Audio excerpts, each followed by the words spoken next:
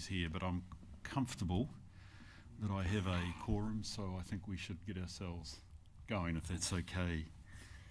If you folk would care to join me in saying the opening karakia, that would be great, thanks. Tue ki te mori o te whenua, Tue ki te mana o te tangata, tue ki te pono, te aroha, kia peki, kia iki, ki te taumata, huie tai. Thank you very much, and it is great to see everybody here. Wahine, great to see you online as well. It's tremendous, and always nice to be in Taupō. Right, I think I need to get myself back into everything here. Apologies, Kevin, there's a bit of movement that you could explain, please. So just apologies for lateness from His Worship the Mayor. He has another engagement for about half an hour, and apologies from me. I have a meeting I need to go to for about 20 minutes with a constituent, but that will be when I get a text to say they're downstairs. So, and that will be for about 20 minutes. I'll let you know. Thank you. That's great. Any other ones we should note? That's great. Well, look, I'll move from the chair that we sustain those apologies. Do I have a seconder, please? Thank you, Kylie. All those in favour, please say aye.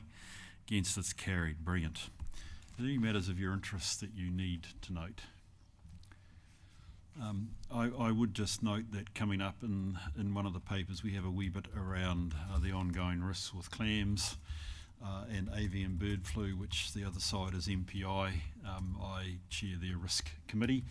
Again, I don't think there's anything in those minutes or that we will discuss that would suggest I need to act on that interest other than it being noted in the minutes. Thank you. So, we have the minutes of our 10th of March meeting in our packs. I'll move from the chair, we take them as true and correct. Do I have a seconder? Thank you, Rachel. Any corrections or changes that people would suggest with that? Look pretty much good. Great minutes, by the way, Shani, well done. No? Okay, I'll put the motion. All those in favour, please say aye. Against, it's carried. Was there anything in them that needed to be followed up on? It seemed like most things were there. I did read with interest a wee bit around the project risk report, but I think it'll come up when we see Pernell when we later on in the meeting. So that's great. If we could then move to our first item, the annual report.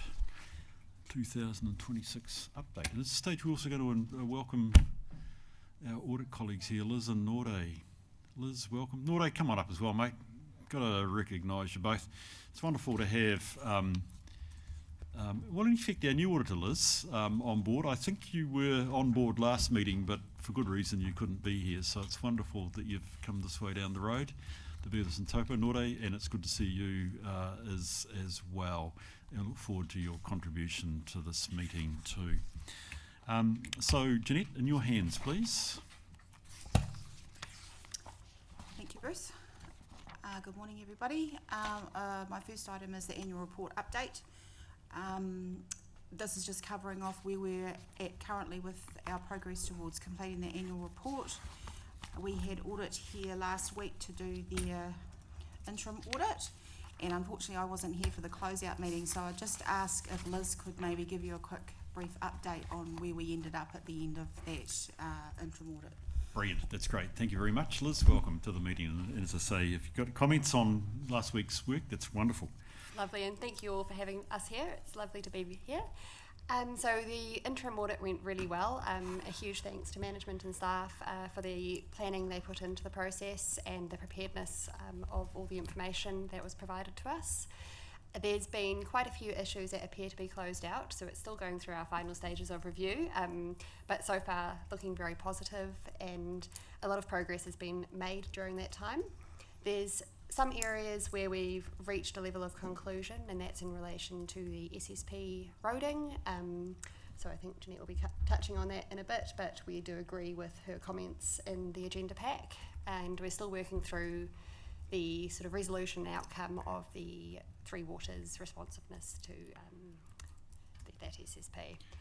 So yeah, no, very good, and yeah, again, thanks for the assistance I and progress. take it your point about you agree with Jeanette, so that's code for saying that we haven't quite got past the mark in terms of the roading inquiries time, no? No. Okay.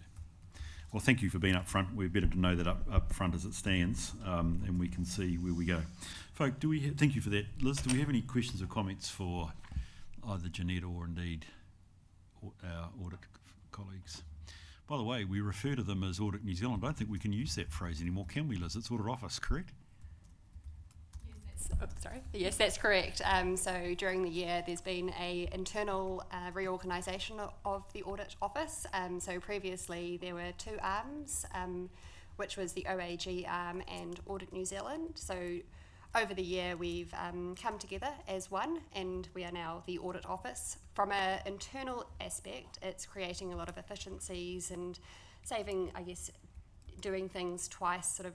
For an example, for ORC, which is an opinions review committee, instead of internally doing that through Audit New Zealand and then going through OAG, it's just done once now. But from a client facing, so how it impacts you, other than internal efficiencies that then, I guess, impact the audit process, there is no sort of client impact. So your audit team stays the same, and the audit process stays the same. Brilliant. Well, I can only endorse it. For those of you who are interested in ancient history, when I was first employed, I was employed by the Audit Office, but that was many years ago. So I won't tell you how many, it's decades ago. Right, do we have any other questions? Sorry, Jeanette, were you going to say something? Looks like you're about to say something. No, I was just Oh, gonna say okay, I'm waiting happy to for take questions. Do we have questions for Jeanette? Look, I do. I just wonder, Jeanette, could you just quickly check through the risk and issues? Because, I mean, obviously, we had the interim. Thank you, Liz. It's great that you guys have been in here and it gives us something to react to and move through. I'm just conscious, Jeanette, that there's still a program to get through with the ideal that we have a sign-off in the time that's been previously planned. I just wondered if there was any update on any of those risk and issues. I appreciate you probably prepared the paper 10 days ago, so maybe there's anything going in terms of these issues here. No, not really. Definitely the roading SSP measure, we will get qualified on that, I believe, because there's not been a lot of progress. It was similar to the Three Waters one, but unfortunately the Three Waters one is more about a relationship with one supplier and getting that responsiveness right, but with roading you're dealing with several suppliers and there's not automatic systems between all of those suppliers, so it's a little bit harder to resolve. The Three Waters one, we'll wait and see what audit have to say in that respect. I believe we'll still get qualified for last year's result because we can't go back and change last year. Yeah. But it's whether they believe we've made enough inroads into this year as to where they'll decide. And the capitalisation, the first risk, I think there's still quite a high risk there. It's mainly in the Three Waters space. I think the other areas are trucking along reasonably well and we'll get a high level of capitalisation there, but the Three Waters is a concern. So I just want to check that I've got this right. Roading has popped up for the first time. Yes, I think last year, you might be able to correct me, I think there was probably a little bit more renewed focus on non-Three Water things because that's the way we were heading. So I think that's why that popped up last year. I don't think it's something new. I think it's possibly always been a little bit. So we've got away with it in the previous years, but now it's been looked at and we're not so squeaky clean, right? Possibly. I joke a wee bit, but I hear your point, okay. Just with the issues then of the capitalisation, I think I'm correct in saying I saw that we've now got a fixed asset accountant. Is that right? Something I think I saw in the papers, but it was going to take time to catch up. So the capitalisation of Three Waters isn't wholly reliant on the finance team. There's a lot of work that has to be done by the Three Waters asset management team with their third-party system. So we basically take a summarised version of the information from them and affect the fixed asset register for accounting purposes. Yep. So a lot of the work that has to be done by people in Tony's team. And he looks like he's about to burst into song. You can do a dance as well. That'd be great, Tony. Through the chair, yeah, thanks, Jeanette. And Jeanette's absolutely correct there. Certainly, the asset team within the waters activity have been on quite a journey over the last sort of 6 months. We've got some new additions to the team and working on process, and we are actually also going to be using one of our existing roles to jump headlong into asset capitalisation. Certainly aware, and we have had some external help to push that along. It is an uphill journey, but I'm confident that we've got good progress. And again, really, I guess the stumbling block has been some significant changes across that team and really looking at different ways of working. Just one example is that the team do quite a significant amount of manual work, and we really are working with contractors as well as some of our internal teams around smarter processes and making these automatic rather than having to have the manual aspects to it. But we have got a plan to move forward. So we've got a wee bit of pressure around Three Waters transition, which I think that's probably top of your mind as well. Is there a risk this capitalisation, I take it we've got this as a risk because it could hold us up in terms of finalising our financial statements? Why is it a risk otherwise? Yes, it is a risk. Yeah, it's a timing risk. You could do the work to get it through, but we're still got to get ourselves there to keep in consistent with our annual report timeline, right? Yeah, through the chair, I was actually going to say probably more that, audit will determine there's too much sitting in work in progress. But I think coming back to, I know I've mentioned this before, but we do accrue depreciation. So that obviously does help. It's just whether Audit New Zealand, the Audit Office, think that we've capitalised enough from what's left in there is okay. Appropriate to be left in there. So that's more the risk. I don't think it's going to hold up the financials, like Jeanette's and the team aren't going to hold up the financial statements for it. We're going to move on and accept that there is a risk that we get qualified. Right. And maybe we're asking the auditors to think a wee bit about materiality and in terms of our accruals versus what has been capitalised, etc. Okay, well that's very interesting to know. And look, Jeanette, the only other one that sort of took my mind was, of course, we're all full of head starts and backstops and all this sort of stuff for amalgamation. Is there stuff that is going to, at this stage on the horizon, is anything that's going to divert you guys into having to think about that?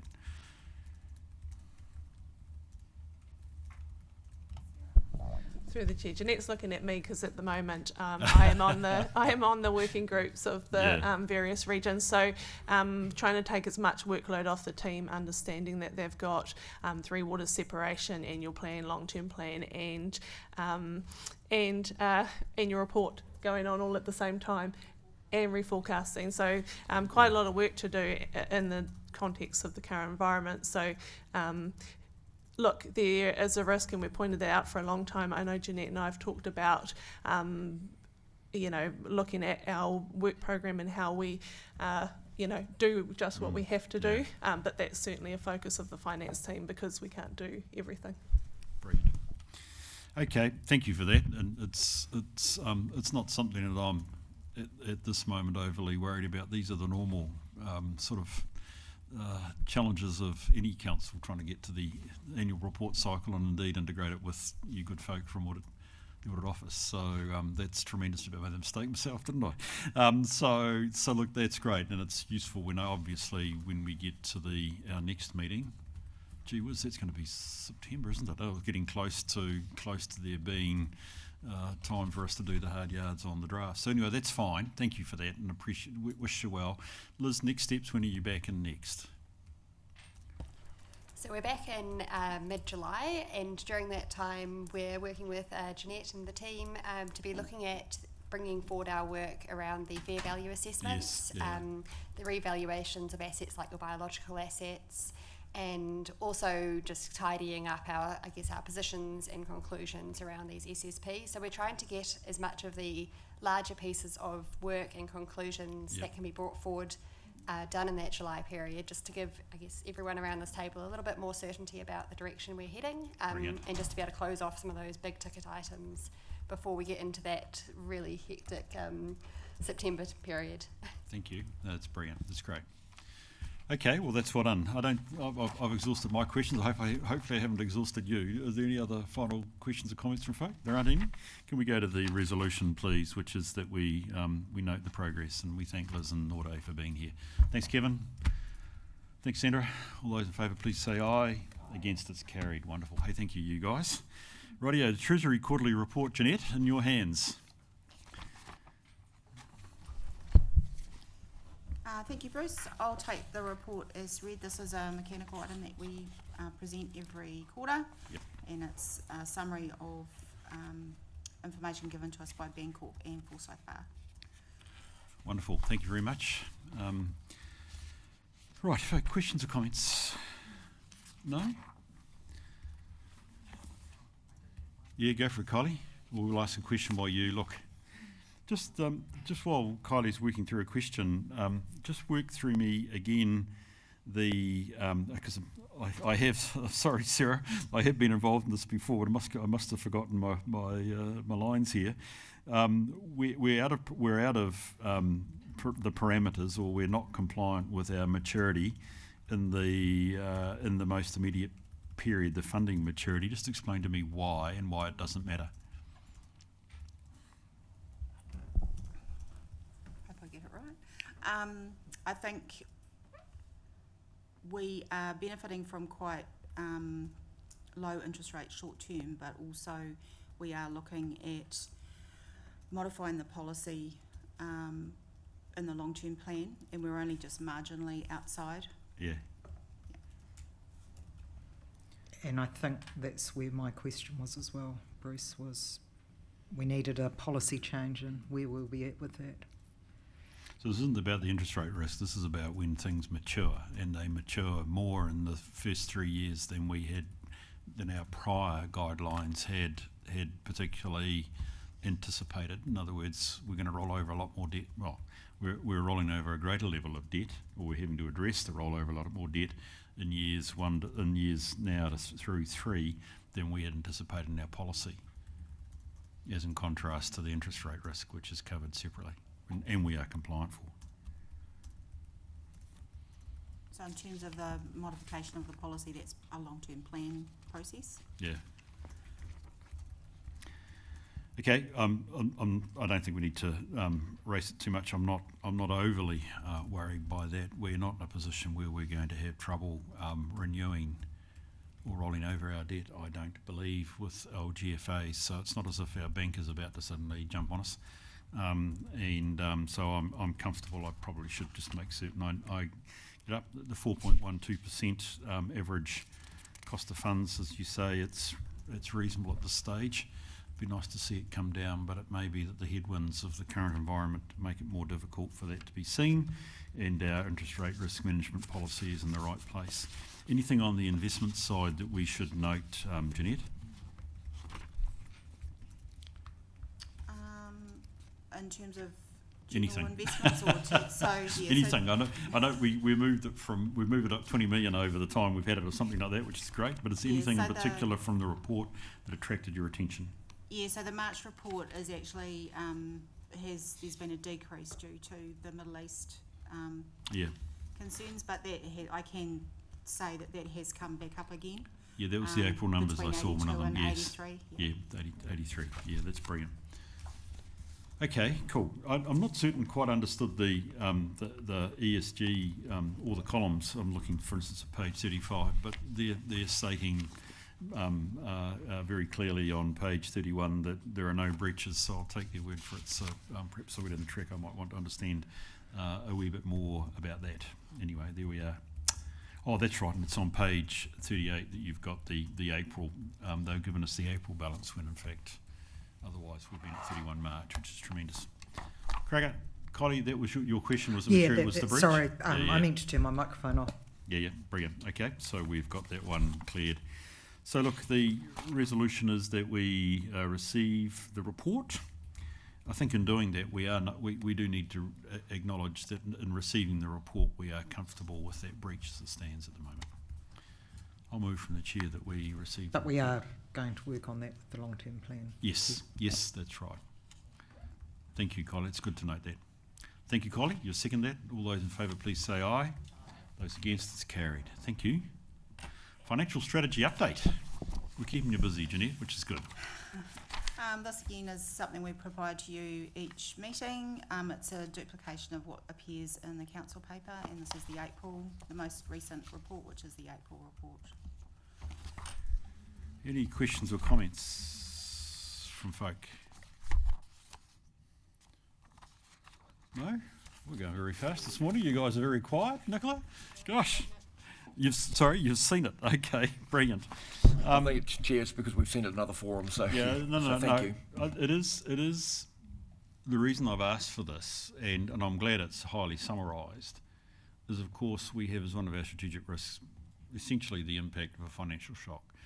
Whether we felt this could be included as part of the quarterly risk report, that could be a different story. It might take away one motion that we're going to pass, but it is interesting to ultimately see where we stand relative to our essentially long-term plans or our financial strategy. It does say that we're pretty much online, which was fine, so I had no questions.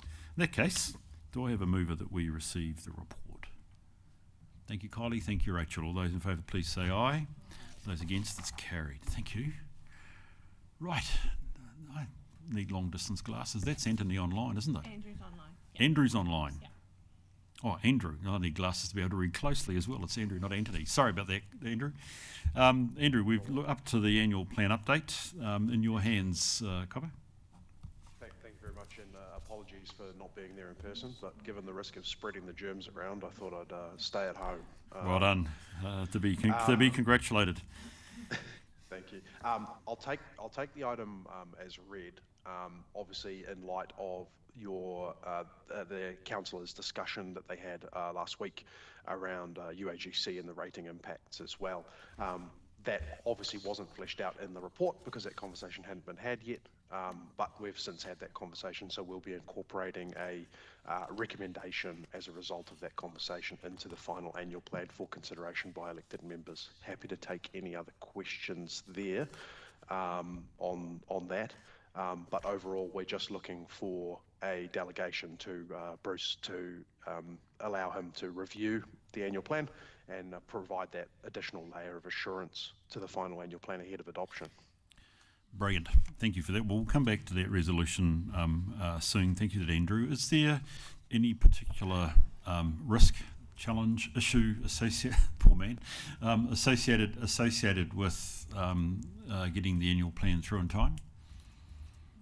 At this stage, no. I just had an update this morning from our partner in finance in terms of who's helping produce those final funding impact statements and such. And at this stage, we are on track for adoption. There may be a tight time frame in terms of availability to yourself, Bruce, yep, in terms for review, but otherwise, we are looking like we're going to be on track for that legislative deadline. Brilliant. That's great to know. Any questions or comments at this stage? Obviously, again, Kevin, this is one of these things you guys are involved in on a more day-to-day basis, and I'm only seeing at a point in time. Is there any questions you've got for Andrew at this stage? Oh, sorry, go Sandra. Sandra, and then Kylie. Thanks. Thanks, Andrew. I just, page 44, wanted to ask you about the Disaster Relief Fund and pulling the money from there. In an actual emergency, if we needed to have extra funds, where would they come from? Through the chair. So in terms of extra funding, it depends ultimately on the type of event. So for example, if you have a event that affects some roading, we may be able to get additional funding both from NZTA, but also we may have to borrow money in an emergency situation or dip into other reserves that we've got available to us. It really depends on what assets are affected. Yeah, and through the chair, sorry, Andrew, I know you've been asked lots of financy questions lately. He does work in policy, believe it or not, but yeah, but I'm starting to think if change of career might be upcoming from. But from a financial perspective, when we talked about this, we were talking about the level of funding that's in the reserve compared to the other funding we've got available, for example, our debt headroom. So our debt headroom is obviously much more significant in the case of a disaster than what the disaster recovery reserve is. And then I think we talked about the appropriateness of pre-rating in advance for, events which may, obviously there are a number of events that we can expect. However, we do have money sitting in that reserve that we have rated for. So the appropriateness of rating for that, and I suspect in the long-term plan financial strategy, as we have mentioned in the pre-workshops, that we may be suggesting a change to the existence of that reserve. It was just sort of on the back of the Waipapa road, which obviously was very expensive. Did we use this fund for that? So yeah, through the chair, we did use it for some of the bits where it made sense, but again it came back to that funding because it's rates funded. It works much more from an operational context. So Jeanette had a look at what funding made sense from a long-term council financial benefit perspective, and actually used some from that reserve, and then some actually came from lending, and again, as Andrew said, NZ Transport Whakakotahi did fund some of it. So Thank you very much, Chair. Thanks, Andrew. Kylie, I think you had a question. It wasn't actually a question, it was just noting that, we were at a 7.7% rate increase, and then we've been able to reduce that down, but just noting that nothing's free, that we have had to reduce some things within there. I think it's just noting that that's what's occurred. Thank you for that, get Kylie. us to that point. And through the chair, just in support of Kylie's comments, it is in line with long-term plan, like 0.1% of what we predicted, and given the inflationary pressures, I can tell you that we've had significant and robust debate around the table and workshopped to get to the level we're at. Brilliant. So look, a couple of questions from me that probably I'd ask when I get a chance to see the full thing, Andrew, but I was just and appreciated the paper, and again, Kevin, I would want to endorse. It's clear you guys have gone through some difficult discussions to get there, and this one does reduce the rate requirement. And I was just interested on page 43 of our agenda. Part of the budgetary assumptions related to a reduction in insurance costs, because we've had the market's been good. It's in the so-called soft state. We've been able to make savings. And I take it we're banking $269,000 of savings. Now that's, it's an important part of the total puzzle. I was interested in that, and Sarah, maybe your area to talk about.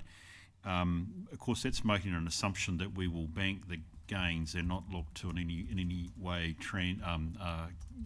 shall we say, transfer more of our risk through perhaps some other insurance aspect. So I just wanted to test or check that, Sarah. I'm not criticising it.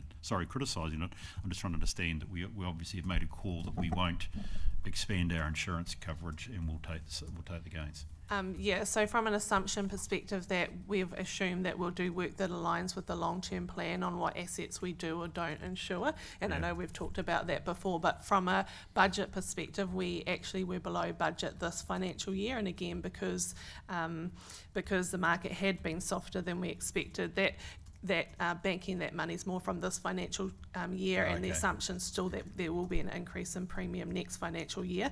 Whether we've allowed enough for that is always hard to tell, but we have made an assumption that will go up. So it's not that our insurance premiums will go down. It's about realising that impact that we rated for last year.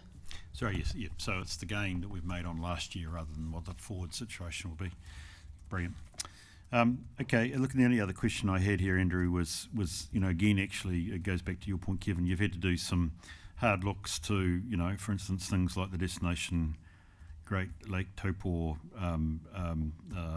holding their funding, I think it is, rather than anything else than going with the planned funding. We say here in our opening paper, Andrew, this will mean some planned additional activities and services delayed until 27-28. Deferring is always a challenge in some sense, because if you want to catch up, you've got a normal rate increase plus what you've got to catch up on. Does this actually have a compounding effect, or is it just that the new budgets, which will presumably have some level of inflation allowed, you'll have to find a way to get these increased activities out of without any additional rating? You understand what I'm saying? Yes, absolutely. Through the chair. So in terms of the additional activities, principally for DGLT, there is a number of sort of advertising and initiatives that they had planned to carry out in the coming financial year, and those are the types of activities that'll be deferred. So ultimately for them, there will be a challenge, I think, around scope in terms of how far they will go versus what they've planned, how far they've planned to go in terms of getting that advertising out, for example. So absolutely there'll be a challenge whether they get a further increase on top of inflation to do that, or whether or not they have to rethink the scope a little bit on that type of activity. Then there'll be a conversation through the long-term plan. Brilliant. I mean, all I'm reflecting here is, I mean, I appreciate that we're talking here about economic development, but it's true because I suspect that statement is about other activities more than just DGLT. This one's actually about tourism, and I'll let you know, Bruce, that it's probably my bugbear is that I pay a levy as a dairy farmer and as a beef farmer, and why am I paying out of my rates for another industry? I feared raising that name, but Kylie, all I'm trying to reflect is that we have to be, you know, and I'm not saying that actually the decision is wrong. All I'm reflecting, and it's putting perhaps it in a bad light, but there's a sense to which you are kicking something down, you know, a can down the road, because if you want to pick up the lost activity plus do what you plan in the new year, you know, the requirement is just that much higher. But I hear your point, is that actually it's going to be a scoping challenge in the new year. There's no automatic right that whatever has not been allowed for this year comes through in the subsequent year. It's going to be, in effect, a change, which will be a scoping issue. I get that. Okay, any other questions or comments? You want to make a comment on that one, Sarah? Oh, no, I was probably just going to talk to the broader context and the long-term plan and the discussions that we've already had around this table. Again, particularly given your rates capping, there's going to have to be a substantial change to community, what we are delivering for the community, because we can't accommodate a rates cap environment at the moment. Initial calculations said that we will need to take around $6 million of operating costs out of the organisation. Now $6 million, as you can appreciate, is not a small number. We do have, again, we are fortunate to have a number of mitigations and things we can do to apply to that before we start. However, there's no way that services are going to come through unscathed, and I think every single service will be well looked at. And to your point, it won't even be whether we're going to extend something. It's probably more going to be how are we going to go through even leaner. Okay, look, that's really useful, and again, I want to be careful. I'm not at all criticising that decision. I understand what's going to be made, and Sarah, it's the chilling effect of what you've just said, that actually on the presumption that we do end up at somewhere between 2 and 4% in 2029, actually this will even be challenged as to whether you can make this up next year by the time you have to think about, as you say, getting $6 million out of the system. Okay, that's fine. Thank you. So look, now the proposition is that to have a level of assurance or comfort from the risk committee as you go towards the annual plan. Obviously, I'm the only difference between you and as a council considering the annual plan. So the suggestion in the resolution is that on behalf of this committee, I review this offline and provide feedback as you go into the adoption meeting. That's the impact behind the actual resolution. I'm comfortable to work with that, Andrew, as you say. I'm busy, but I'm sure I will find the time to do that. Is somebody prepared to put the motion? Thank you, Kylie. Do I have a seconder, please? Thank you, Kevin. I'll put the motion. All those in favour, please say aye. Those against, it's carried. Thank you for that, and we'll keep in contact, Andrew, when sort of dates might come around that, but it'll be great to fit in, and thank you for the work that you're leading with the council. I'll reach out directly to yourself in terms of timings. Correct, mate, you've got my number. Thank you very much. Perfect, thank you. Rightio. Pernell, welcome to the meeting. Good to see you again. Significant projects. Yes, significant projects risk register. Obviously there's a few key changes. I'll just talk about those. I mean, the majority of the risk report demonstrates that the risk rating overall remains the same. There are 2 projects that have got increased in risk and 2 that have gone down and 1 that's entirely new. We've also got 5 project risks rolled off the register because they're deemed to be below the baseline, so we're not reporting on them. And we have had a couple of projects that have finished up, so we're no longer reporting on those. That tends to be the case towards the end of the financial year, where we're closing out projects, their risk registers get closed out, and we get into benefits management. I guess our top risks, when you group them, are around pricing, which is probably not a surprise to you, followed by regulatory. And just to go into a little bit more detail around, I guess, our couple of top risks, we have an increase in risk with Centennial Treatment Compliance Upgrade and Crown Road. I'll go into a little bit more detail about Centennial, just because for anyone that was here as part of the workshop last week, it's good to see you, Councillor Leonard. We did go into this as a case study, just in regards to the fact that it's a rather large piece of work. We're looking at about 4.3 million. It comprises a pump station, a reservoir, and a pipeline. And as you know from previous discussions with Ginny and Sarah, there's some elements, particularly PVC piping, that are highly impacted by the situation in the Middle East. And so that's increased its, I guess, project delay. So there's a timeline risk as well as the possible cost implications. On the other hand, we do have a decrease in risk associated with the stormwater discharge consent renewal, and also our water reform activities, which is pleasing to see given the importance of that work.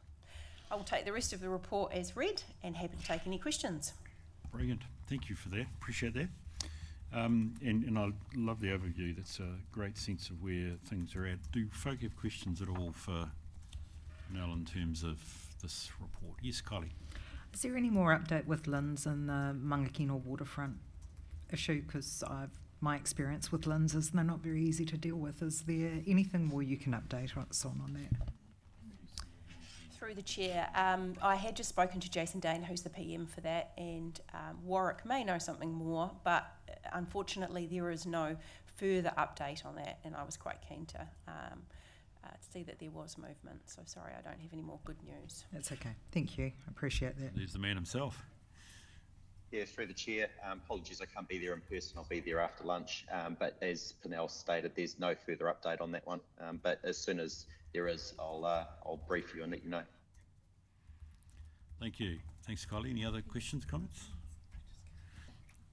Yes, Kim? More just a comment, just to give some additional reassurance to this committee. All of the water or three waters related projects are also presented at the Waters Steering Group and looked at there in light of our water services delivery plan, and Pernell presents those there. So there's multiple layers of assurance in terms of this, particularly for the water stuff. I was interested actually, Kevin and Pernell, in the example, and obviously you've had a workshop on it, which was the availability or supply of pipe.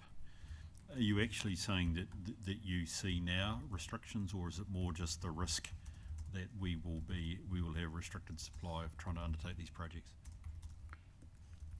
That is a very good question. The discussion that we've had specifically with our Waters asset manager, who's essentially in charge of getting this project out along with our project manager, is that he was getting feedback from the possible contractors in the market that not so much the availability of the product, but a 30% increase in pricing to do with pipe, and that there may be delays getting hold of it. So not that there was an issue with the availability full stop, it's just that it would impact project timelines. Subsequent to this report going out, and what I updated the group last week, was that they've actually elected to go to market for this particular drinking water standards upgrade. That's partly because we don't actually have a lot of landing strip when it comes to drinking water standards. We do need to get those projects underway. And of course we'll be guided by what the market has to say once we get the tender back. And in that time, it's possible, not likely, that there will be some de-escalation in the Middle East, but I think it's good to get that feedback from the market. In a year's and a half time or something like that, or 2 years' time, that's right. What percentage of the 4.3 relates to the pipe price? 4.3 million is the total project budget. And I was just saying, you said a 30% increase in pipe. How much of the 4.3 relates to purchase of pipes? We've estimated for this project we're expecting a between 10 and 15% price impact on the tender for that overall. particular component. But bearing in mind, as I mentioned, it comprises a reservoir, which we're not expecting to see a significant price increase on. The pump station, which again, the element of the pipe network will be the part where we may have to look at some scope changes and some mitigations in that space. So I couldn't give you a certain percentage of that 4.3, but it may fulfil a higher portion of the pie chart, so to speak, once we get that number back. Okay, brilliant. Rachel, were you going to ask Yeah, questions? I was just going to back up Pernell's summary there about the pipe going up 30%, but that's just one of the aspects of building and infrastructure where prices have gone up as well. So, yeah, I think we're going to have to. We're going to have some tricky times balancing our budgets for these projects going forward, so we'll have to keep a pretty close eye on things. Yes, agreed, and there's only so much you can value engineer into your projects when you're faced with cost pressure or time pressure. So I take your point on that one. So I think think through the chair, I just if I could excuse myself for a short while. Okay, mate. All the best. Thank you for that, Pernell. That's really great. So let's move to receive. Oh, sorry, Collie. That's all right. Just for now, I note with the landfill there was going to be a hui on the 22nd of May. Do you have an update on that? This is the one I'm really concerned about, I have to be honest, all the moving pieces. It's a really good question. Through the chair, I will actually pass over to Tony. I wasn't there in person, and I have a very reliable debrief on it, but it'd be best to discuss it with Tony. Thank you, Tony. Yeah, through the chair. We had two huis, as you point out. We had hapu in the morning, very well attended, run about 8 members from the locals marae. And then in the afternoon we had the land trusts, again, very well attended. Some very good dialogue. We had Reg Profit from WSP, who is our independent facilitator. So we made some very comprehensive notes, and we're in the process of going back and looking to have another collective hui. We just haven't set a date for that yet. Thank you. Appreciate that. That's great. To say one of the benefits of having an extra day here in Taupō was that I actually found out where Brawlins was for the first time. So there we go. Okay. So we are going to move to receive Pernell's report. I'll move it over a second, please. Thank you, Rachel. All those in favour, please say aye. Those against, it's carried. Thank you for being here. It's great. Righty. District Emergency Management Update. Welcome, you guys.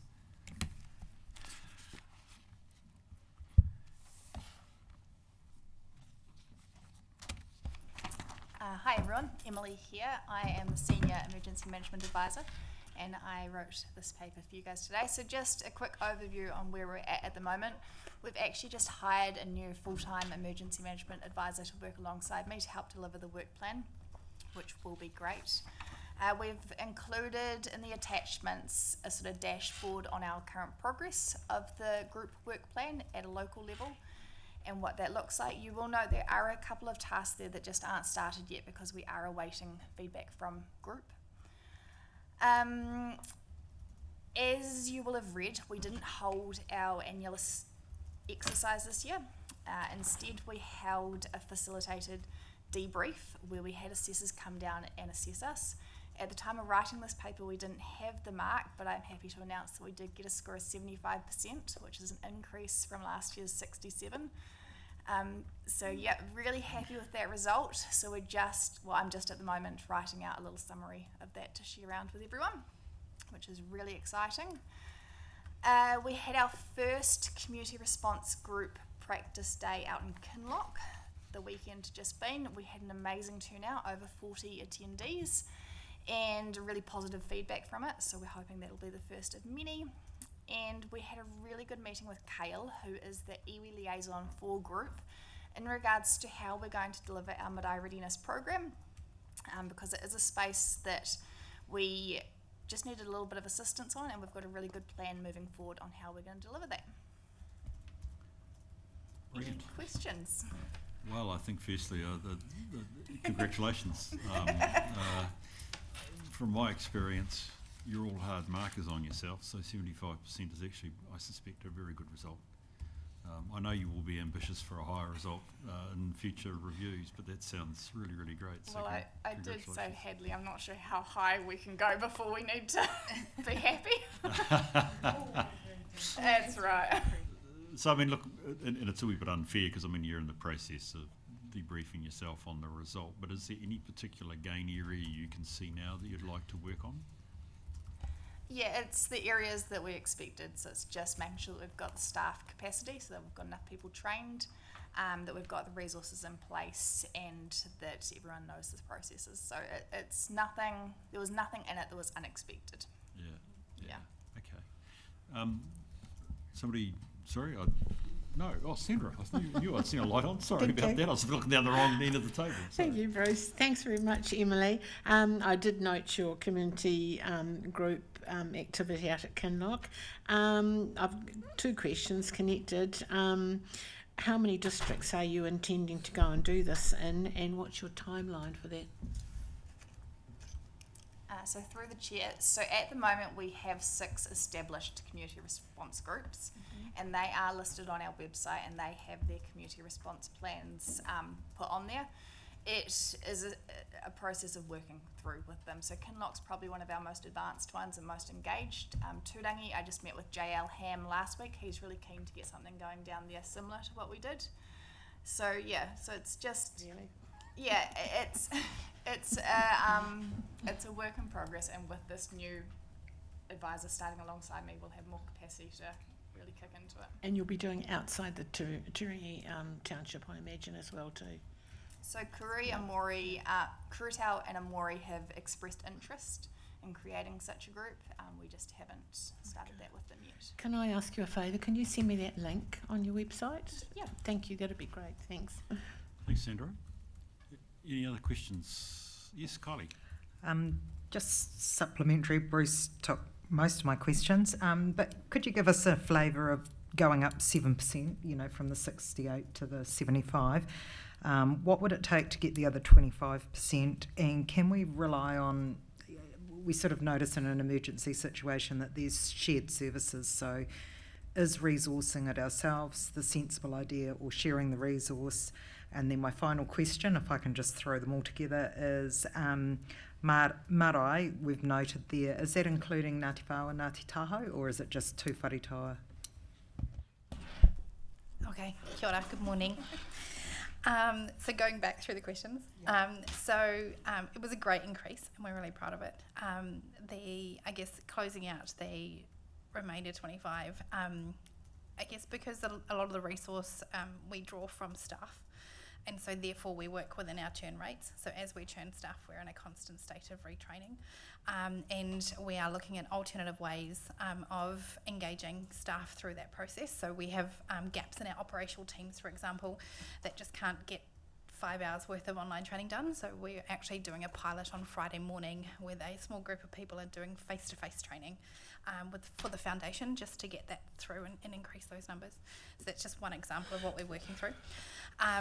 It is around there are different, communication opportunities that we've got that we just haven't had the resource to dive into properly. So in roughly a month's time, we will do so and be able to, the plan that we've had in place since January, when all of these weather events started to kick off, it was what we knew, and had started to put a training plan together as far as closing our gaps as quickly as possible.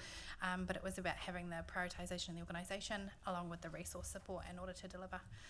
We also have there is for want of a better word, a volunteer brigade that we can access via the group as well. So while we've been working with our community response groups, we've been increasing the awareness of the opportunity to be trained as community volunteers through the group, and so we can access that pool of people through, which is really good. And I'll just add a couple of points. So some of the things that we didn't score so well on were simple things like the use of digital task boards, stuff that we get marked on, but it's not necessarily part of our functions process. And I think some of the areas that we did really well in, though, was the fact that we clearly knew what we were doing. We had a really good document storage, so we knew what was coming in, we knew what was going out. And then we also, because with Waianu we had so much notice, we were able to make really good planning decisions well in advance. Thank you. And then just the last one around. Yeah, I was going to say, just with the marae preparedness. So, when we had Kale for about 4 hours last Monday, and we literally picked his brain apart, and we put together an internal working group, including our iwi co-governance full team are working alongside us, along with our PIM, so our communications team, and also our welfare manager, Jax, in order to round out that process. At this stage, all maraes are in. We have not excluded anybody. There are some that we are prioritising based on information that the group have provided to us, but we're also working alongside our Pawārahis in order to understand what is the best approach from a Tau Māori-led space in this. So there'll be a process of prioritisation.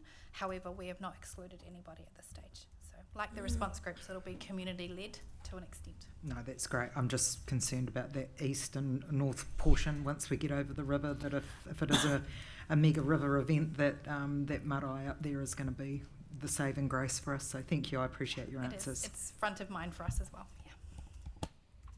Thanks for that. Well, your enthusiasm is infectious, so keep it up. I don't know how enthused you, but sorry, Nicola. You can see I was in the process of. Go for it. Ask your question. That's okay, and I'm in a tricky spot to see. Thank you, guys. A couple of questions. One on the marae readiness. I see I've been watching with interest different regions using marae in state of emergencies, etc. So pleased to see that we are doing the same. I don't know if you've got this far yet, but first question is that at the moment going to be all rate paying funded that way, or have we looked at other avenues for funding? And again, I'm aware you may not be able to answer that one yet. And second question is more overall on the projects, looking at amalgamation down the headway, and that this might be our last triennium where we get full control over these sorts of things. Has there been any conversations yet about changing priorities with how we're spending with the projects? Through the chair, thank you. As far as the funding model, we had Briar from our funding team in the room for the hui with Kale to really understand and unpick what that looks like. Kale did clarify that a lot of the funding for this project is to be based within house. However, we would be looking to multiple different alternatives in that, and really just clarifying what that funding is for and how that works. So once as a project team we get through, I guess, a couple more meetings, we'll be able to come back with a bit more information in that space. But it's certainly front of mind from a long-term plan situation from a future proofing. As far as amalgamation, I was going to say I'm going to hand over to Emma. So our KIG group is meeting on Friday, and it is actually on their agenda as to whether we push forward with our current work plan, whether we, how we go with that. So we can't really comment on that just yet. Thank you. Just to confirm, KEG is the CEO group of all of the councils, just for anybody who isn't in love with an acronym as much as Civil Defence and Council. Emergency management has an amazing array of acronyms as well. So, look again, and thank you, Nicola. I'm glad that you stuck to your guns to have a question in there. Thank you for your enthusiasm. It's just tremendous, and it's infectious, as I said. And I hope we can support you by keeping that enthusiasm going. Thank you for that. Appreciate the update, and we look forward to further ones going on. As you can see from the committee, it's of great interest as to how we are ready and actually how our community is ready, because it's only a matter of time, isn't it? Rightio, let's go to the resolution, which is that we received the report. Have a mover and a seconder for this, please. Thank you, Kylie. Thank you, Nicola. I'll put the motion. All those in favour, please say aye. Against, it's carried. Thank you, you guys. Appreciate that. Rightio, digital improvement work plan update. Boy, that's a name and a half, isn't it?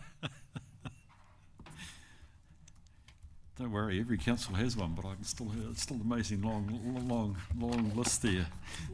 Tracy, welcome to the meeting. In your hands, please. Good morning, everyone. Thank you for having me again this morning. It's been 12 months since I've provided an update on the program, and we have significantly progressed quite a number of projects throughout that time, particularly in the Technology One CRNUS space. So with quite a few going live quite successfully, and obviously a lot in the past month, so including a new building consent system for our consenting process.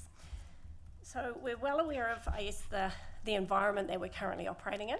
Our focus is still on risk and mitigating risk. So we have our DPGG, Digital Program Governance Group, another mouthful for you, that we stood up this time last year when we came and spoke to you, to govern all our projects and have a look from a risk lens.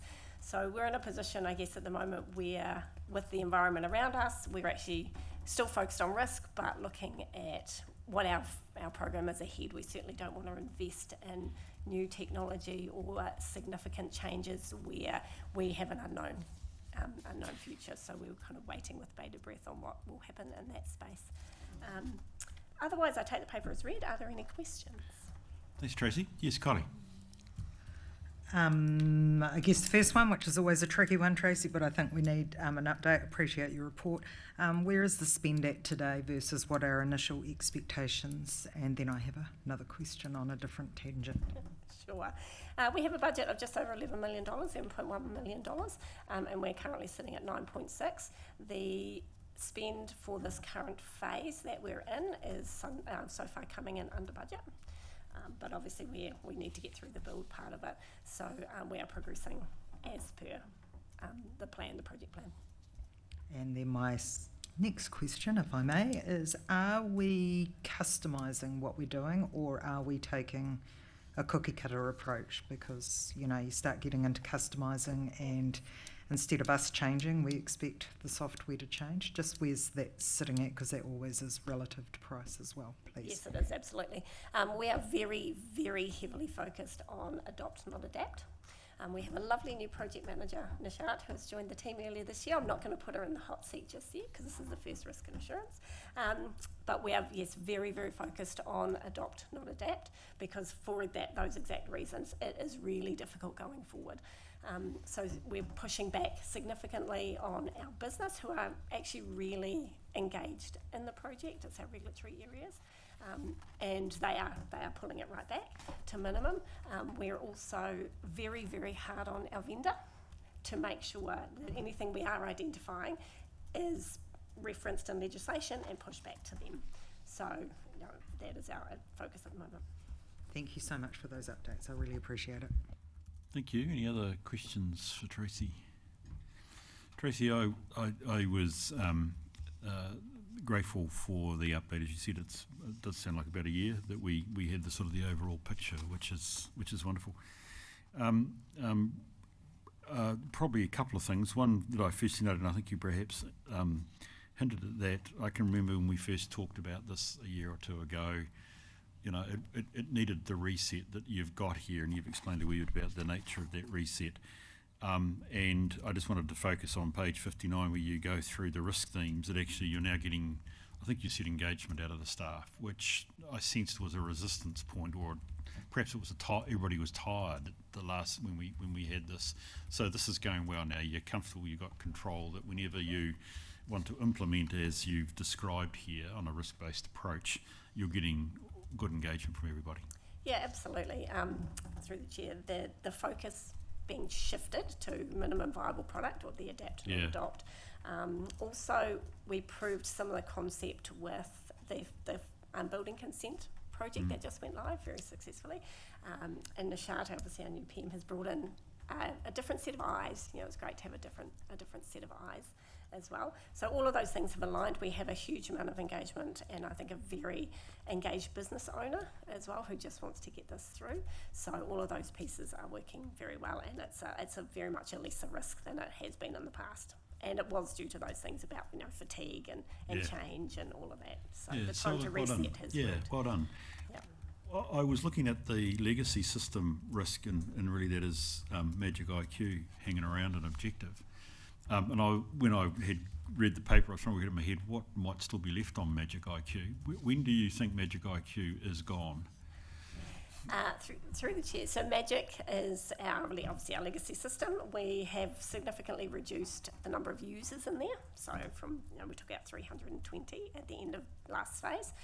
what is left is our compliance regulatory functions, so in terms of building consents, resource consents, that's right.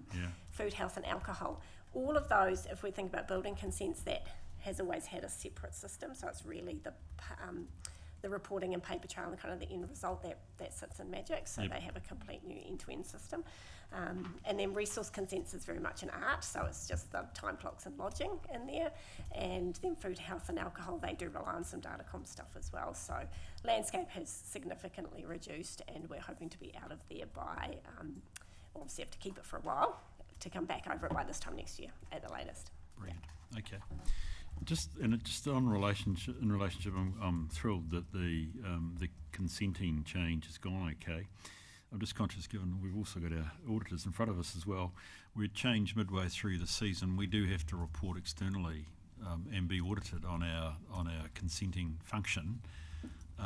We've got no trouble with transition and keeping suitable records, so that when it comes to external reporting and auditing, we're a tickety-boo.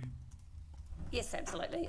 So the old system and the new system for consenting were the same vendor, so they have done some data migration. We also have records of that in our ERP at the moment. That's Magic, showing the timelines and things. So we are, and the business owners are very comfortable with that. And the project team were amazing. I have to say the project team were amazing. So great. No concerns in that aspect. Good. Oh, I'm glad to hear that. Folk, those are my questions. I just need to check we're okay. Tracy, there's much changed way we can talk about this time round compared to a year ago, so congratulations. It's tremendous that we're in this position. And actually, I think was inherent in your question, Kylie, we'll get value for a substantial investment that's being put in. So well done to you and your team, and it's great that we're achieving that. Thank you. There's certainly challenges, but we face them with a very different then different it won't mean there won't still be challenges going forward, but at least you've got it feels like a much stronger footing going forward, which is great. So look, we need to receive Tracy's report. That looks like a pen up. Yes, thank you, Rachel. You're going to move that? Do I have a seconder? Thank you, Kylie. And all those in favour, please say... Multitasking. All those in favour, please say aye. Those against, it's carried. Thank you very much. Thanks, Tracy. Right, I saw Mark run into the room. G'day, Mark. We're up to the assurance report. Louise, welcome to the meeting as well too. It's good to have you here.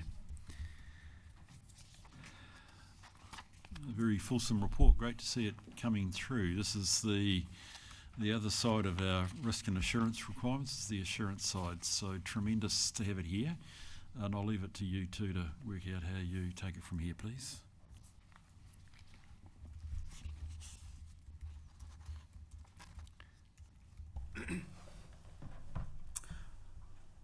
Good morning. So at the last Risk and Assurance Committee meeting, you very kindly approved the internal audit programme for the next 3 years. That plan has started with a KPMG doing a review of our privacy arrangements, and I'll come to that in just a second. There's also 2 further reviews on the agenda for next financial year, and that's supplier management and asset management. KPMG are just looking at their resourcing and waiting for us to confirm the timeframe for the next 2 in the programme. They've started, or they've virtually finished the privacy review. The scope is or high-level bullet points of the scope are listed in the report. The review, we did a closing meeting on Thursday of last week with the executive sponsor, which is Sarah, and we're expecting we're reviewing the draft report at the moment, and we're anticipating that being finished before the end of June, so it can be paid for in this financial year. KPMG will present that to the September committee. The next piece we have on the agenda is the pool safe audit. We've included a copy of the report, and my understanding is that the actions that were identified have all been closed off. I do have my colleagues from the pool safe team if there are any questions on the report. Right, so we'll deal with that first and then we'll go to the other reports, correct? Is that what you're suggesting, mate? okay. Yeah, no, that's fine. Do we have questions on the pool safe? Kylie? I just really need to clarify this in my head, and I'm sorry if this is going to be a silly question, but we have the AC bars, we have the turtle pools, and we have the mangakino pools. How does all of this align? Because some are lifeguarded, some are not. Are we okay with the ones that perhaps aren't lifeguarded, and how safe our community members are sort of from a risk and assurance? So I'm sorry, that's it's really a clarification, if that makes sense. Welcome. Hi, Monique Hands. I'm the Acting District Aquatics Manager. All our pools are lifeguarded. Only two of our pools are pool safe accredited. Mangakino is not pool safe accredited because of its limited opening times, but they're all lifeguarded. And so we run Mangakino as meeting pool safe standards. It's just not pool safe accredited. Perfect. Thank you for that clarification. I was just trying to get my head around that, and apologies, I didn't realise that it was lifeguarded, so my apologies for that error. Good clarity, yeah, that's great to know. Monique, a question for me that was just raised. So firstly, well done. I take it pool safe is technically voluntary, isn't it? We don't actually have to do it. So I'm glad that we do it, and I think it's a really important discipline. When I think I first came across it, not long after joining the committee here. So I'm glad that we've kept up the discipline. I was interested that both pools tested didn't achieve this poolside first aid test. Now, I take it this is primarily a documentation issue, as in contrast to the competency and preparedness of our lifeguards to administer first aid. Could you comment? Correct. It was basically that the process was known, it was understood, but we hadn't actually documented. So our documents were all around how we did major first aid, poolside first aid, not minor poolside first aid. So they asked us to update the SOPs to include minor, which is things like ensure the pool is watched while you get a Band-Aid for the child that needs a Band-Aid. So that's what that one was. Brilliant. No, look, I think I'd partly pick it up, but I think that's actually, to me, it was important that I get that confirmation, because, of course, in our health and safety stats, the good old pools, the slips and trips, not the major stuff, because that's rare, but the slips and trips feature a fair bit. So if we weren't supporting that with appropriate processes, as potentially indicated by this, I accept that between documentation and the event there's also competency of lifeguards, which I assumed you've got covered off, so that's fine. And in terms of, I think, what Mark said, in essence, it sounds like any of the not achieved, or rather the recommendations out of improvement, are either done or are in hand, so that we'll be right for the new season, correct? They have all been completed, and basically my understanding from the Pool Safe auditor is that they're constantly trying to get us to improve ourselves. So they always come back with at least something that we need to add to the documentation or something like that. They're called auditors for they give them that name for a reason. So yeah. Sorry, Liz. So the stuff that we did this year is really just ensuring that our documentation met our actual practices. Yeah. And the chemical, the monitoring of the system, that wasn't, with the photographs in the back, that wasn't a particular issue for us? No, so what it was is that we had updated all of our SDS files bar one, and when they came to have a look, the one that we had missing, we'd updated it in every other area but one place. So I just had to upload a photograph to prove that we had corrected that. That's great. Thank you. Any other questions on the pool safe audits? No, thank you, Monique. It's great to have you here. Thank you that's actually added to our day, so thank you very much. Thank you so much for your time. Mark, if we can keep going, please. I think we're into the NZTA stuff, are we? We are. So the next one is the NZTA audit, and there's two audits that the NZTA perform on an annual basis: the procedural investment audit and the technical investment audit. The procedural investment audit has been completed, and I've included a summary and attached the the report to the risk report, the assurance report, and there's also the technical investment audit, which is not completed yet and will be presented in September. We do have a member of the transport team online to answer any questions on that one. Is there anything that anybody would like to ask? Thank you. Appreciate that. Folk, do we have questions? I have a couple, but committee members, you got any comments you'd like to make? Mark, I found this a challenging read. I'm perhaps a bit surprised. And in fact, I would be very keen to invite your colleague just to give us a sense of proportion so that I am not disproportionate in my response, because this is bread and butter territory for us. You know, we live and die by our capacity to work with NZTA, who are our major funder. So when I looked at the report and some of the challenges of what we've got to address, that's why I found the results somewhat challenging. So I'm happy to be disabused of that and say that it's only minor technicalities. So I'd be interested to hear a response out of the transport team. Hi, it's Iselda online. I'm sorry that I can't be there in person. I am team lead for operations and maintenance and renewals, so I will answer what I can and what I, except if Claire is not there. I assume Claire isn't there, who was supposed to lead this. No? Okay.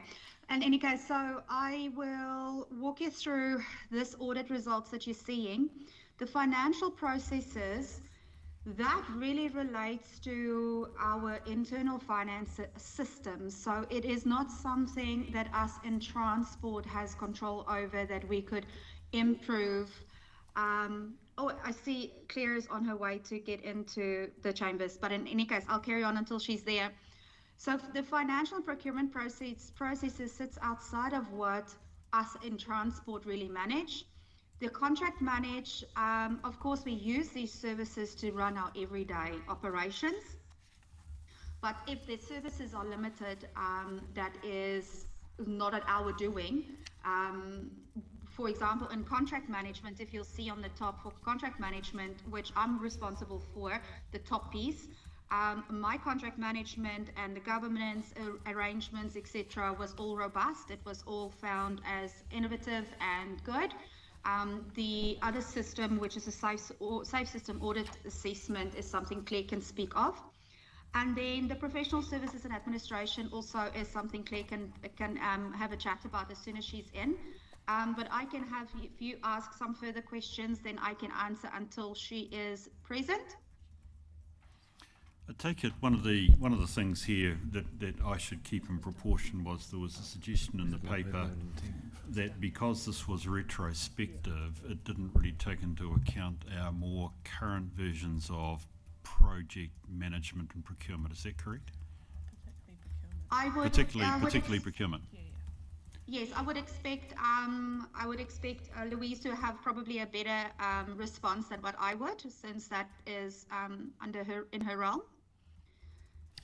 Yeah, I think my understanding is that the audit sampled, I think it was 12 or 13, and all but one were prior to our new procurement procedures coming on board mid-2024, I think it was.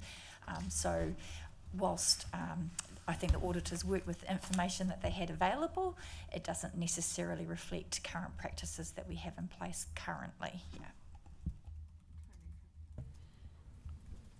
Yep, through the chair, and just to add a little bit to Iselda's comments there, and just the transport team had gone through quite a significant restructuring and resourcing challenges over the last 18 months or so. We've lost several members of the team, but we've now got additional members as part of the LTP process around the asset capture and the contractual management. So whilst we recognise some of the findings there, certainly we think we're in a better position with the team moving forward as a whole. Thanks, Tony.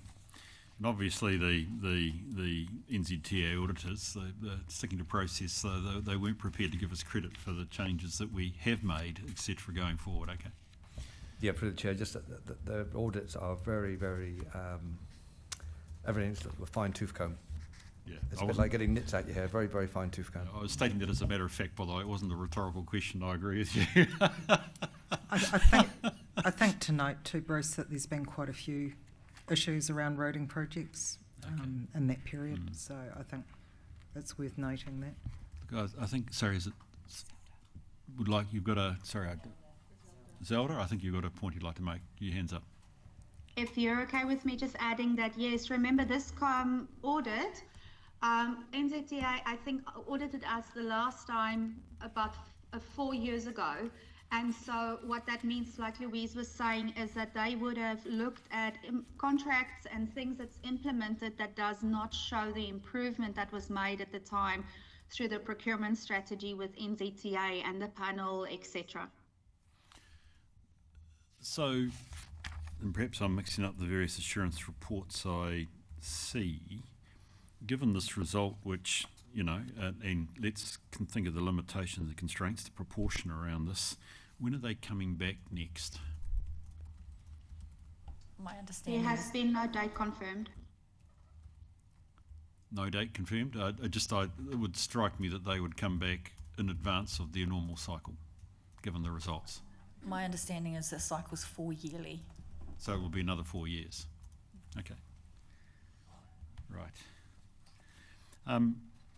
Fine. Well, it is what it is, and I'll go on board that our we left as a committee, and I'm not being overly critical here, but the challenging part is a report that is retrospective, but with the assurance that actually we aren't this bad because our procedures are right. It would be great to have some sort of sense of the current procedures are okay, given clearly they were challenged prior to mid-2024 when these guys concluded their review. Sarah, you've got a comment to make? Yeah, through the chair. Sorry, it probably has a little bit of history, in particularly in relation to Louise's team and roles. So back in 2023, we knew there needed to be a focus on some particular areas. So we knew procurement, health and safety and risk needed a little bit of focus, hence the setup of the business excellence team and an increased focus on that work. So the majority, so some of that contractual claim stuff that's listed as financial, again, that was more minor in nature, and that procurement stuff is things that we've already addressed internally, and there have been a number of reviews that have been done on our procurement, particularly the property group report. There's been a number of internal assurances that have been done to verify that the procurement is sound, and again, quite a different focus to where it was maybe 3 or 4 years ago, and I'd say the same about health and safety. Again, we've had a number of assurance practices in that respect. So there was a big focus on those things. So probably just for you, Bruce, that was a little bit of the history, and I know that we discussed that here at the time as well. Okay, that's good. Rachel? For me, I would just like some assurance then that, because one of the areas of the business that I've sort of struggled with is our oversight of our contracts. I think we need to go into a lot more detail at time, and I recognise that there's a challenge with resourcing. But can you assure us that a bit more time and effort is going into these contracts, and what could possibly go wrong and move backwards? Because that's why these contracts are in place often, not just to confirm the service provided, but also any dispute resolution. And I see our PX section is reasonably full. Yeah, I think from my perspective, there has been, particularly in the transport sector, a significant improvement in that space. And Zelda, you might be able to talk a little bit more to some of the Audit New Zealand findings recently, where they've commended, I think, some of the work that Zelda's been doing in terms of her contract management there. I think, like many pieces of work, there's always room for improvement, and I think one of the areas that we're contemplating with our internal assurance practices is looking a little bit in terms of contractor management practices, and you'll see in the procurement strategy there's a little bit of a focus there in terms of that end of the procurement spectrum and just supporting the business to work as closely and pragmatically as possible with our contractors to make sure that we get good value but also treat everyone fairly. Zelda? I can confirm that there's two sides of transport. The one is capital projects being implemented, and then there's the maintenance contract that I run personally. So those are two very different contracts to measure against. All the procurement procedures that had needed improvement was leaning more to the capital projects. And that would be obvious because your maintenance contract is a longer period of engagement. And so again, I just reiterate, it definitely would, things would get better, and it is already better since we've had better support from a finance business partner. We now have, in the last, I think it's a year, a dedicated finance business partner who's made that far easier for us to be able to, well, I don't do the financial claiming to NZTI, but I definitely know that that has improved and helped clear. And just overall the support from a finance side. But again, that is in the last year. And so I see this audit findings, it's the first audit I went through with this with NZTI, but I see it as a stepping stone to knowing where we can have all green next time. And even just a simple thing like the SSA, the Safe System audits, those audits are historically was not a requirement of NZTA to do a Safe System assessment before and after all rehabilitations. It was actually, it's always been a requirement on capital projects. But they suddenly in the audit made it clear that no, we should carry on, well, we should start doing it on all rehabilitation projects too. And so that finding there for us is very unfair. But again, we take all of this as opportunities to do better. We've got far stronger procurement processes now supporting us, and we've got far more support from the financial process. So it can only get better from here. Thank you, Iselda. I think my point was more around the legalities of our contracts and how robust they are for when we're challenged, rather than the challenges you're facing working under your contracts. So from my perspective, from a governance perspective, I'm just wanting to ensure that these documents are legally robust, because then we end up with a potential situation on our hands where we have to defend ourselves legally.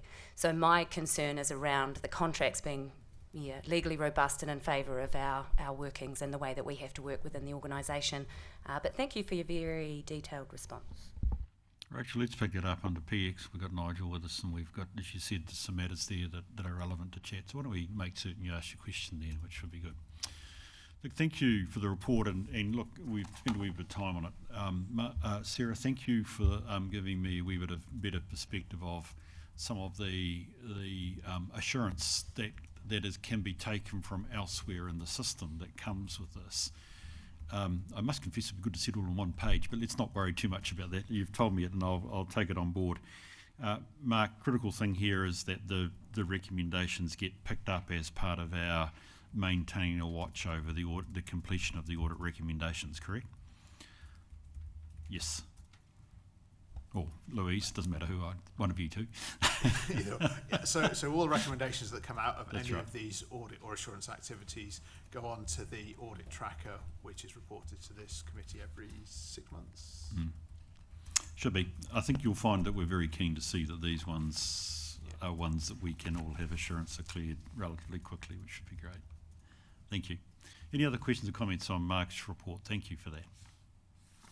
There being none, can we go to the recommendations, please, which is, gee whiz, over on page 64. So we received the assurance report, the pool safe report for both AC and Turangi pools, and that we also received the NZTA Waka Kotahi procedural investment report. I'm happy to move that. Do I have a second? Thank you, Kylie. All those in favour, please say aye. Those against, it's carried. Thank you for that. Brilliant. Risk management report, guys. So next on the agenda, we've got the risk management report. I'll start with the strategic risk element. So the previous committee has identified 10 strategic risks. We've workshopped and profiled those and shared the profiles with the last committee. I've included a summary of each of those strategic risks and how they're tracking as an attachment to this report. All of the risks have now been rated against the updated framework and heat map that we presented in September, and all except for zero harm are now tracking within your risk appetite. We've attached the zero harm report, risk profile to this report, but it's also covered in detail in the health and safety update. Thanks, Mark. Appreciate that, as always. And also, there's been that sort of request from us around emerging risks. So thank you that we also got the emerging risk table here as well, which is really relevant. So, folk, do we have questions or comments about our current risk position as it stands at the moment? No? I was interested in the zero harm, and the fact that we're out of appetite, and it is important that at least I think when we see something that's red, or in other words is beyond the appetite that we want to have, that we at least have a short discussion over that. I don't know whether you've got any views you'd like to express, Nicola. Pardon? No, just keen to hear more. Just, yeah. So I focused a wee bit on actually how we rank this, or rather how do we assess it? And I was reflecting, I think on page 110, the issue is the likelihood of an occurrence. So I don't doubt that our desire, our intent is zero harm. And indeed, we have much in place that will reduce the likelihood of serious harm, the consequence of serious harm, but the likelihood that something will happen is actually almost a given. I don't think it's possible there. So we have in that top part of page 110 the three categories of really statement that if they're under that, in a sense we're comfortable, if it's over, we're uncomfortable, and we're saying the likelihood of being over these is in fact significant. Are these too tight? Are we holding ourselves to a standard that is too tight here? I believe we are, to be honest. Yeah. It's impossible with those assessments to fall within our risk appetite, and I think if we were to have the opportunity to review our risk appetite again against that health and safety, I think we'd stand back a little bit and perhaps find something that we're always going to have injuries that end up with lost time up to 7 days. That's any sort of harm would create that, and it's people do come through to EAP from time to time for work-related matters as well, and so for any of those things could happen within 12 to 18 months, and we would exceed our risk appetite. So that's my sense. I do believe that it is a little bit stringent. Yes, through the chair, we've discussed this at length internally, and I think the challenge is that we really want to be in a position where that would be unlikely. However, you struggle to justify that when looking at some of our health and safety incidents and the like, that wouldn't happen within 12 to 18 months. So again, you're definitely opportunity to review the risk appetite on that one, but it's hard for us because obviously that's the aim of all the work Louise and the team do, is to ensure that doesn't happen, as well as the wider business, right? So it's health and safety certainly doesn't just sit on Louise and the team's shoulders, it's everybody. But that's kind of our aim, and it's really hard to suggest moving away from that. But we are outside of appetite, and that doesn't make a lot of sense either. And that's my recollection of the conversations, was that it needed a target like this, but is it achievable? So it was a wicked problem when trying to set around zero harm. Yeah, because if you accept any harm, then are you accepting the right thing, versus the actual feasibility of zero harm is almost impossible. But yeah, so it was a real... I recall the conversation and how tricky it was in the setting. Yeah, you're right, and I think I was probably in the room too, believe it or not. So yeah, I get it. I think... Look, and I'm just floating ideas here, Louise. I'm open to the idea that actually this is too tight. I'm not certain that we are. I should be careful. I'm taking being out of appetite as bad. And I should be careful as that, because I wanted to say we're not as bad as this suggests. I would be open that we actually consider whether these are the right settings. I mean, the one I focused on was actually well-being, not because I don't see well-being as significant, but you actually gave an important qualification for work-related matters, whereas this doesn't even say that. It's actually any well-being related matter, and as we know, generally through EAP, the majority are non-work related.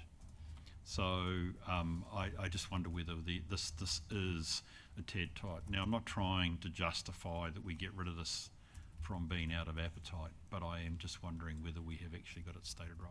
I'd be open to a recommendation at a later stage as to what might be the solution here. Sarah? I just think through the chair, we have had a lot of assurance in that space. So we did a health and safety audit back in 2023. Correct me if I'm wrong, Louise, but I'm pretty sure it was 23.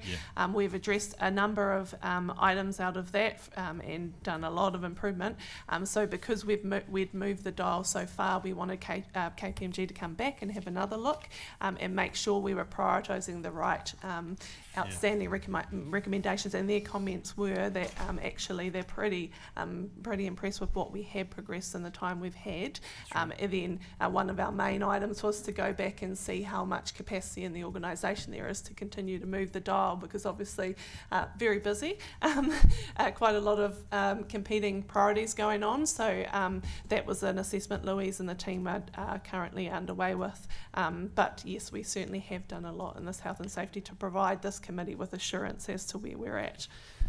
So one of the potentials is that we accept the risk settings as they are, on the basis we're comfortable that the other stuff that we have done is relevant and adequate. So as you said, we've got a KPMG report. You're quite right, that essentially, supported the approach that we're taking, that we're getting substantial and quarterly reports in health and safety. Perhaps we are in a position, this may be where we got to, Kylie, that we accept the position we're in, that it's always going to be out of appetite. How would you see that? How would you see that, Louise? Sorry, Kylie. How would you see that, Louise? You were going to talk before.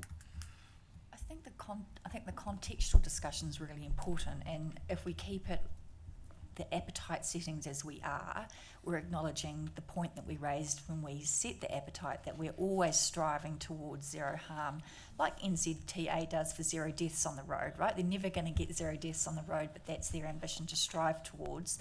And if we keep the context and the spotlight on health and safety by acknowledging that it is outside of where we would in a perfect world like to be, that's not necessarily, I suppose, a bad thing, but we just need to keep in mind, I suppose, the progress that we're making and those continued ongoing efforts through the various health and safety reports that come to this committee. So yeah, you could go either way.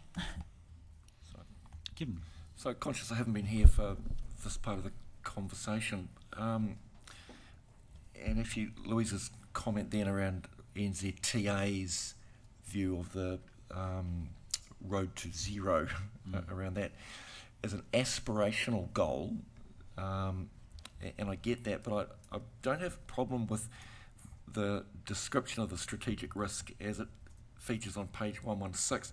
My problem is that some of the drivers for that are outside of our control, so we are effectively setting ourselves up to fail. And particularly when you look at threatening and abusive behaviour. You can have the best systems in the world, much the same as you can have the best roading infrastructure in the world, but you can't eliminate the idiot factor, both driving or those that front up to our staff. So I just wonder if there's some commentary around this being aspirational, not stepping back from it because it's important, but if you have it the way it is, we've quite literally set ourselves up to fail. Yeah, I think I have to be careful about actually whether it's, I said before you came in, Kevin, that I wanted to say, it makes us look bad, and I don't think that's actually quite fair. We are outside of appetite, but I hear your point. I think I'm taking the read from the meeting, and indeed I don't think it's inconsistent with what you've said, Louise and Mark, which is actually, we are where we are. We have to be confident, this comes back to your point, Kevin, that we are doing all that that is within our control to do, and we've got the evidence of the KPMG report, this prior review, the regular reporting, in which case we probably are in a position that actually the settings, which gives rise to red and being out of appetite, is realistic. But actually we have done what we can do about it at this stage. Okay, I'm probably comfortable with that. Sorry, Senator? Through the Chair. As always, it's what you do about it afterwards. And in a situation like this, there are two situations. One, that we can do something about it, and the other one that we can't do anything about it. And it would be good to see it broken down in that way, because at present they're all lumped in together. And sort of following on from the NZTA example, I think there are a number of areas that we actually can do very little about those things. I mean, the mental health one is a good example.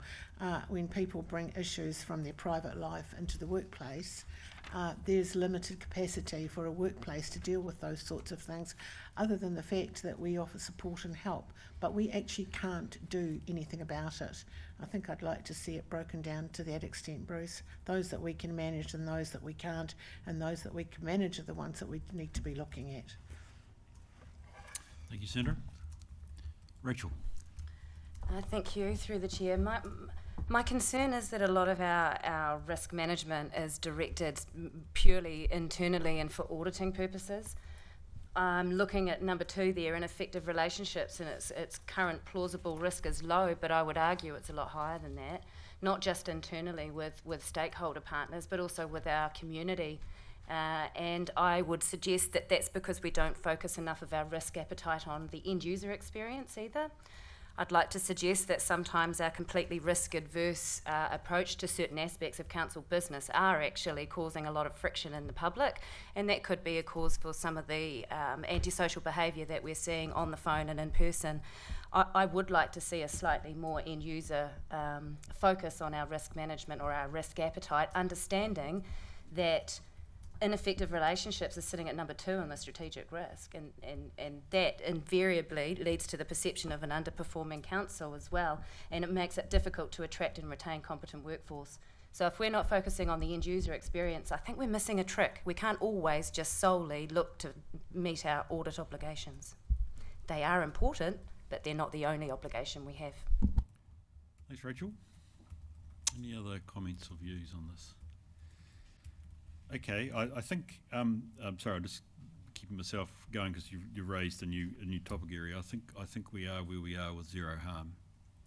And I just, to close that off, if we're going to ultimately move a motion that we receive the report, I think we need to acknowledge that we've had a good discussion, and indeed we will live with the settings, but recognise, and it's contextual things, Sandra, as you raised, that actually we're comfortable as a committee, if we were challenged on this, by the fact of the work that we are doing behind the scenes on the stuff that we can control.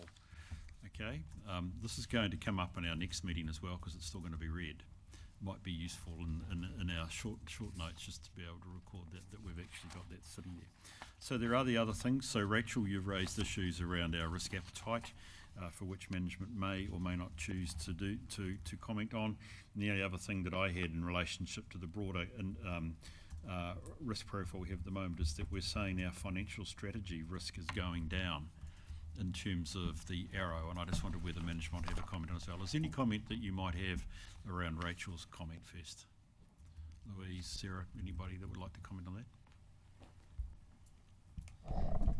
Through the Chair, my only observation was, of course, around here at this table is where the appetite was set, and it's to do with what the outcomes are or the particular risks you're trying to manage. So if you have a look, and I know Louise and the team presented all of these, was it last risk and assurance? So if you go back and have a look at the wording, there's obviously a reason why it's been rated where it was, but yep, that's probably just the fact that the appetite was set around the table. And we work with what the appetite is to assess the risks against. Yeah, totally accept that. I'm just suggesting we need to take another look at it, because I'm not convinced that this is actually working for us or our people. Okay, and financial strategy going down in terms of risk profile? Again, sorry, I don't have it in front of me, and Mark would have to remind me. I believe that was to do with our internal processes, so an improvement on a couple of those internal processes, as well as the fact that obviously you adjusted the risk appetite. So the risk appetite was 10,000 mono. Yeah, it was very low financial thresholds compared to what the appropriateness of the size of the organisation and the financial shocks that council actually can handle, and that was one of the key things. But also we've implemented forecasting. We've done a number of things to actually improve that internal risk as well. Brilliant. Mark, just in terms of the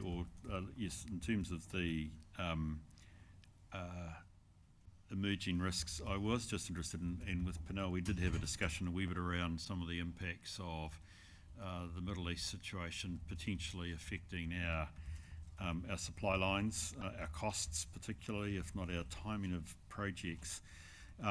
You have raised it quite rightly, as I'm not surprised, in the emerging risk number 2.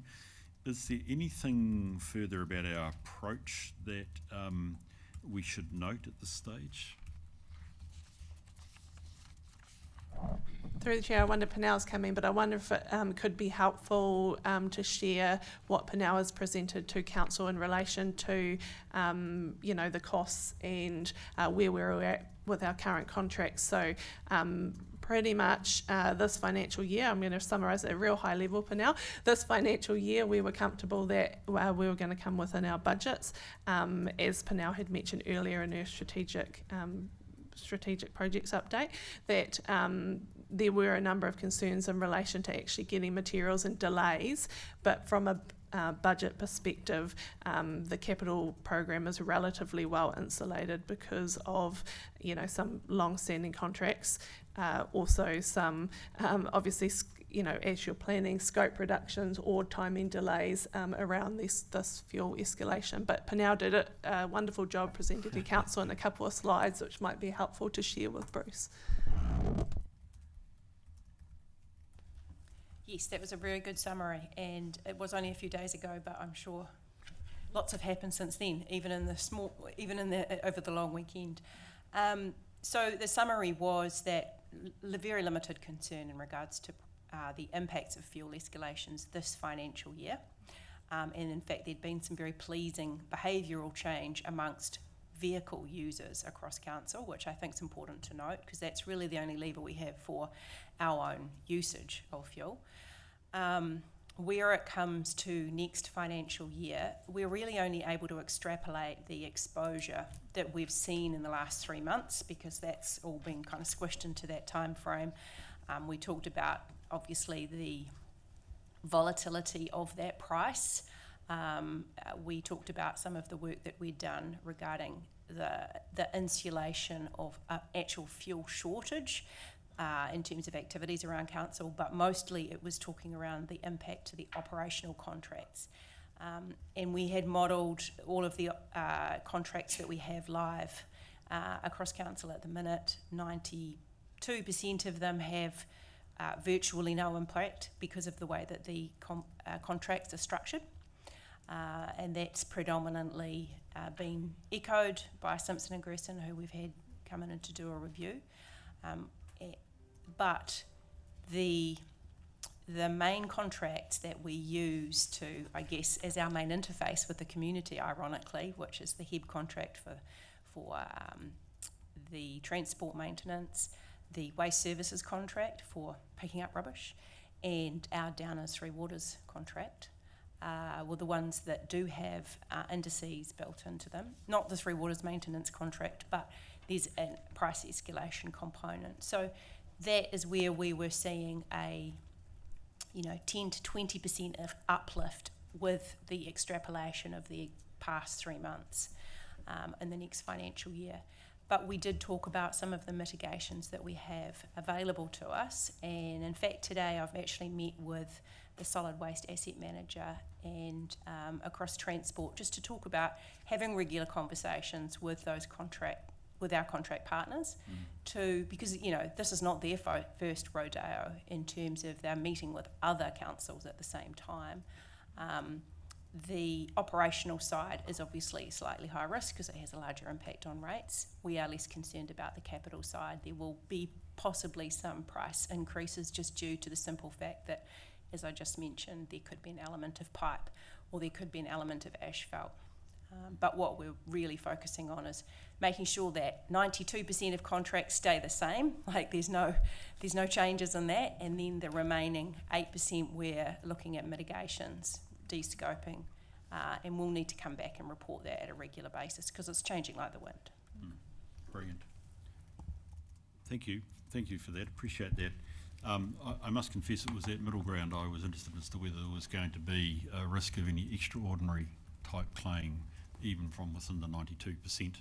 I think that is something that is being considered around the sector as a possibility. I'm not saying a probability, but the concept that there could be extraordinary claims for some form of extension of time, whatever it is, that would give rise to, while watertight in terms of the contract, whether we should engage or entertain that. That's a discussion that has probably got commercial ramifications, which I won't comment on here, but I have seen other work elsewhere. So that's really helpful. Thank you for that. It's certainly one that we'll have to watch in terms of it's almost an issue rather than a risk, isn't it? Actually, well, it's a risk, I suppose, but it could become an issue for us quicker than we think. Okay, that's brilliant. That's a really good and valuable report. Thank you, Penel. Thank you, Mark and Louise. Appreciate you bringing this to us.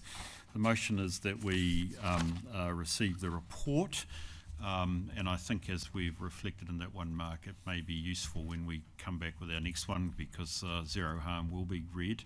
And it will be outside appetite that we just put a little level of context around it so that we work through that one fast next time round. That's not a criticism of this paper, but I'm just, because we've had the useful discussion that has brought that out, so thank you. The motion is we receive the risk management report. Do I have a mover and a seconder, please? Thank you, Kylie. Thank you, Sandra. I think I see your hand up. All those in favour, please say aye. Against, it's carried. Thank you. Right, lots of paper, but a really important section, procurement strategy and policy adoption, guys. We'll let Mark go, I suspect. Thank you.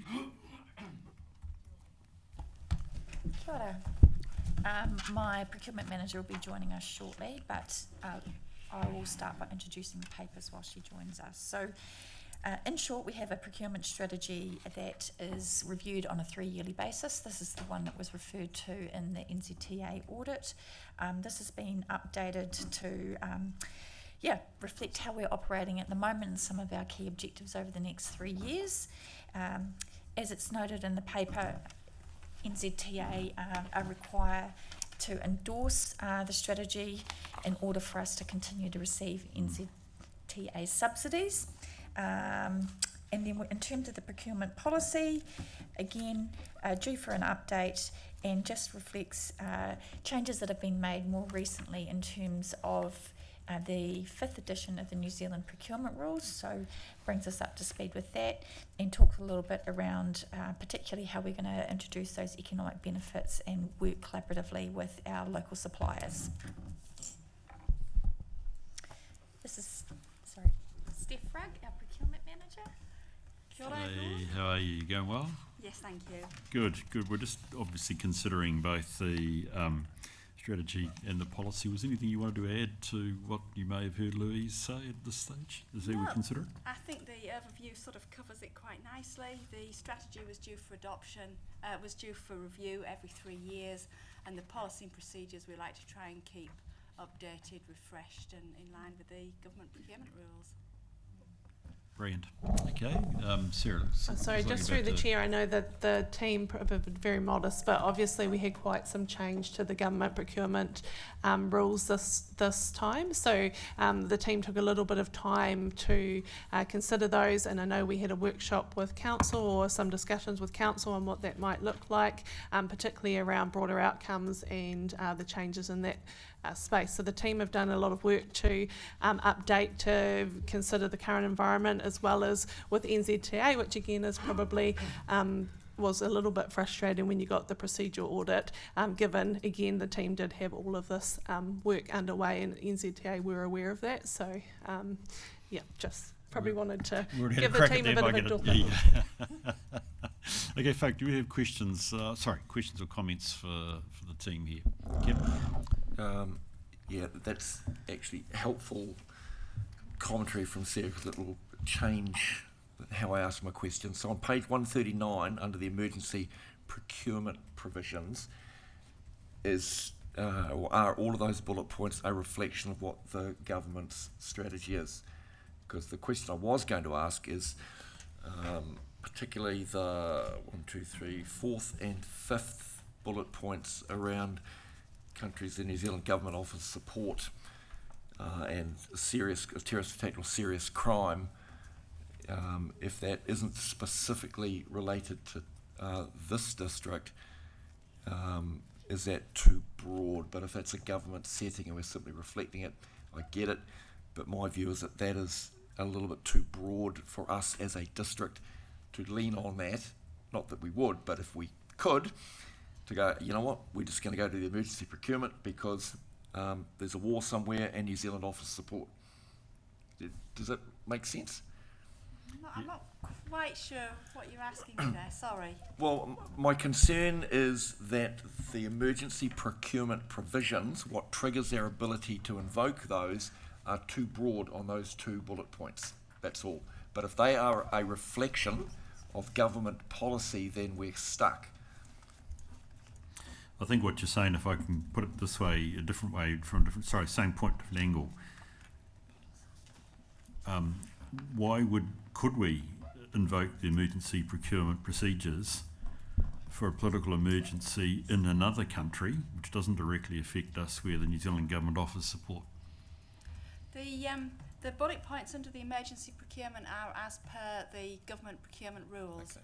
So that's why we've included them in here, because that's what we do try and follow. Yeah, no, that's worth a try though, Kim.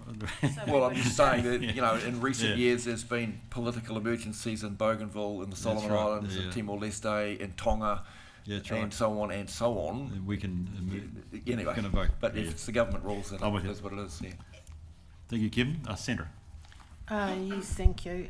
Sort of following on from what Rachel was talking about in the zero harm situation, I've certainly had a number of situations in the Turangi ward about local companies not being used, and I note that you are commenting on that and talking about it, but you know, there's also the factor of them being fit and able in terms of your policies to be able to do the I do like the comment, may benefit from additional support to engage in TDC procurements. Is that happening? Yes, so one of the things that we're trying to do is to support the local suppliers. So we're just in the process at the moment of making a slightly simpler and easier application form to be on the panel for the ones that we use quickly and sort of at short notice, just to make it a little bit easier. That's good. Yeah, hopefully that will help. And how often do you update your supplier panel? We update it as needed. It is an open panel, so if we've got a shortage of suppliers in one particular area, we can add more on. Because I often get asked by people, how do we get involved in council and what do we have to do? So a referral to your people would be the way to talk them through it, because you know they might be good at what they do, but they're not good at the paperwork. We know that, and it's something that they need support in. It's really good to see that. Thank you very much. Thanks, Sandra. Yes, Louise? Yeah, through the chair, just to supplement that, we do a full review of our procurement supplier panel every 3 years. So there'll be a big review that we do next financial year as well. So just something to keep in mind, and reflecting back on the conversation that we had where we talked a little bit around introducing procurement principles with the full council. We do intend to do some work in terms of engaging in advance of that renewal with local suppliers so they can understand the process and what might be needed to enable them to jump on board through that full review as well. If I could also just take a moment to reflect on Deputy Mayor Taylor's comments regarding emergency procurement, just to give you some assurance, all emergency procurement exemptions are signed off by Julie as well, so there's a degree of senior oversight there to make sure that we're not too loose in terms of how we apply those principles. Yep, Sarah, are you about to say something? Look, I was just going to say, coming back to that localism point, I think it's fair to say that with the central government's changes in the, whole of government rules, there was a move away from broader outcomes, which obviously include, local suppliers, and it's not dissimilar to what we've seen across the board, including water services legislation, which has, favour price over some of the broader outcomes. And so the team, we obviously like central government funding, and also we want to abide by the government procurement rules. So we were really trying to find that balance where actually it aligns, but we know localism is important to this council, but fundamentally we are being challenged by that from a price versus broader outcomes perspective. I think you go. Part of the challenge around that was, I recall, we really looked hard at that procurement policy around COVID time, and we were really trying to focus on keeping our local people going. But there's always the issue around people jumping the system, so you have an office in Taupō, it might only be one room and you're not actually physically using it, but then you're weighted as a local, which is just, it's just part of the challenge around setting policy, is you do it with the best of intention, but it doesn't always lead to the outcomes that we're looking for. So yeah, challenging space. I admire what you guys do, so thank you. Yeah, and just to add to that through the chair, I don't think out there that it's the larger tenders that are the issue with locals. It's more that supplier panel, because although it helps with efficiencies, you know exactly what you're getting from these particular suppliers, it does tend to limit competition a wee bit. If there aren't people who are able to jump through all of the written hoops and hurdles that we put in front of them, they're then no longer on the panel and they're no longer considered, and then we're a captive audience. So I just take that on board as well, that we should be making it as easy as possible for local suppliers to be on that panel to encourage the competition that we need. Thanks. Right, thank you. Any other questions or comments? Can I just, looking at the two documents, just got a couple of questions and points to make, please. Just would note on page 126, we are very transparent about the current state of our procurement and desired future outcomes. Where particularly we note in the top right-hand two boxes, procurement records stored inconsistently in variable maturity and contract management approaches. I must confess I noted that in light of course, the previous discussion we've had around that. This is for general application, isn't it? Not just NZTA. Would we still say that's our current state?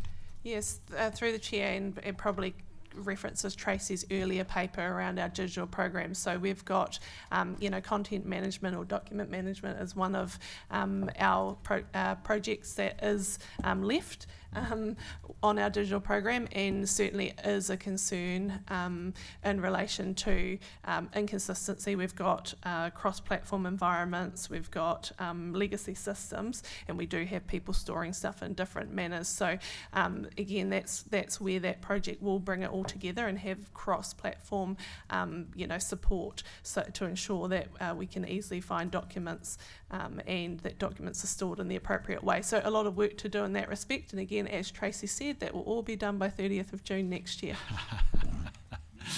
Okay, that's fine. Look, it's a good open. I can't knock transparency. I'm just noting that we're acknowledging it there. So okay, there we go. Louise, would you want to say something here? Yeah, just to add to that, part of it is also there's a technological element, but there's also a cultural element as well, right? So since Steph's come on board, we've been more rigorously managing the contracts management module in CIA. Yep. And through that process, each contract gets a contract number, and Steph's quite rigorous in ensuring our contract documentation and procurement documentation is kept in that. But again, it's just that kind of cultural shift. So she can't keep on top of everyone all of the time, but we are, reporting on our adherence to utilising that module and slowly getting better uptake across the business. So looking at it from a slightly different angle, I guess I'm just trying to reflect we're being good and transparent. Does this do us justice for where we're at today? Mm-hmm. Mm-hmm. You happy with that? Yep. Okay, good. Rightio. No, don't overstate it. I'm giving you a chance to say it's better than it appears by reading it, so that's fine. Another thing, and look, it was only because it was raised in terms of the key changes, which was the broader outcomes and economic benefits to New Zealand.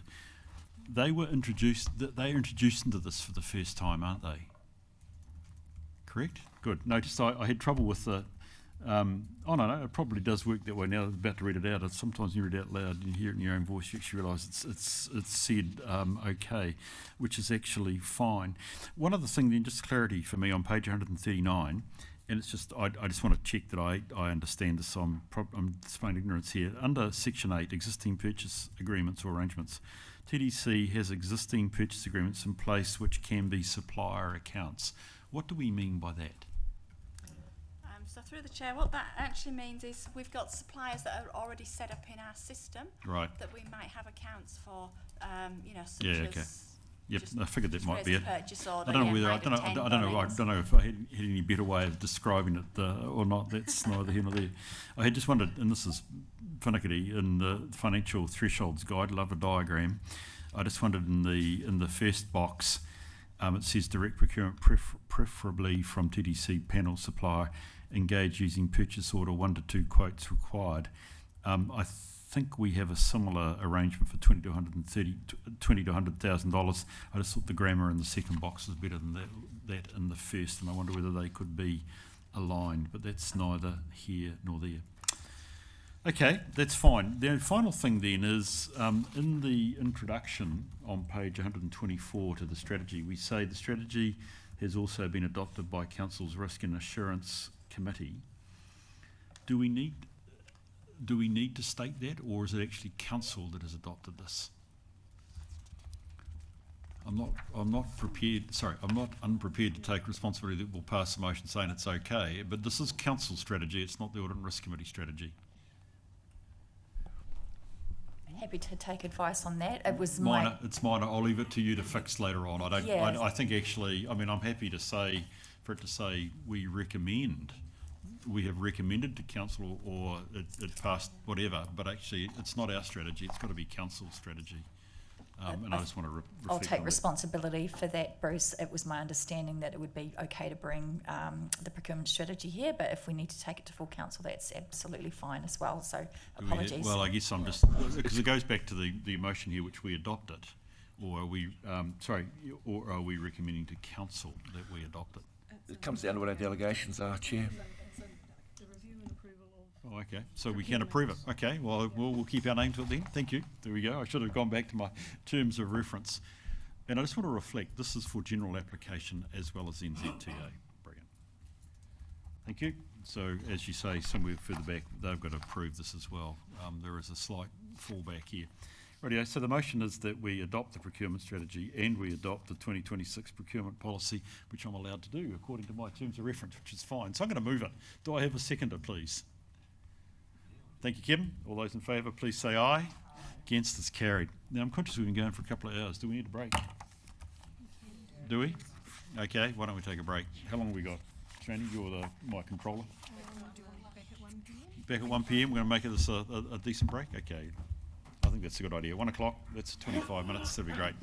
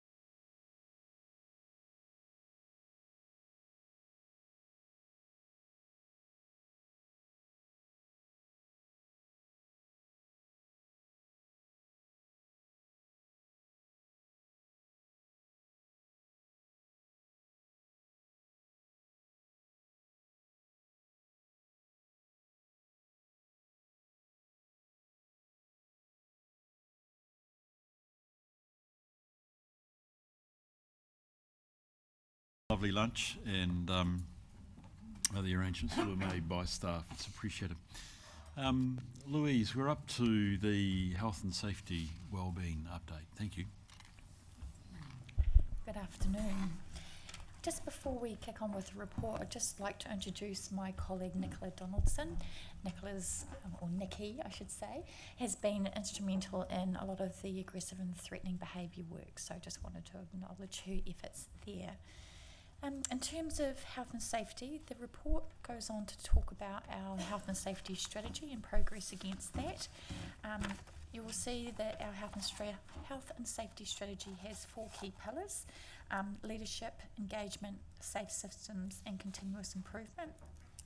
There's been good progress in each of those core pillars. We've got our critical risk management framework, which has been adopted by our executive, with each of our executive team members taking responsibility to act as an executive sponsor for a critical risk. And we've had some really good engagement in that space with our first critical risk, aggressive and threatening behaviour. So thank you, Hadley, for taking that one on. Much appreciated. And we have lots of good ongoing engagement from the broader business at a leadership level. We've had excellent participation from our third tier managers in various critical risk assessment workshops, which has been great. And then we're also involving them in development of controls on a critical risk by critical risk basis. So really pleased with the level of participation at leadership so far. And we also have really good engagement at the lower levels with over 25 business units participating in health and safety risk assessment workshops too. So yeah, really starting to get a little bit of traction in that engagement front. As we work through on a critical risk by critical risk basis, we're developing improved systems, processes, procedures to support staff in delivering on their expectations. And as those are developed, we're adding them to our intranet site so that they can be easily accessed and understood by staff. And then we are in the early stages of setting up our assurance practices. The first big step for us is to baseline the delivery of our 5 minimum mandatory controls for aggressive and threatening behaviour, and we're about a quarter of the way through in terms of that piece of work, with the remaining due to be completed within the next month. And that means we'll be in a position to start reporting up to the executive on progress against delivering those controls. So that's a brief update in terms of the bigger picture. We obviously have our work program has been also informed by the 2023 KPMG order that Sarah referenced earlier in the meeting. We've completed just over half of those audit recommendations, and as we talked about prior, we had KPMG in to do a desktop audit to make sure that we're progressing quick enough and with the right levels of resourcing, etc., to give us confidence that we're on the right path.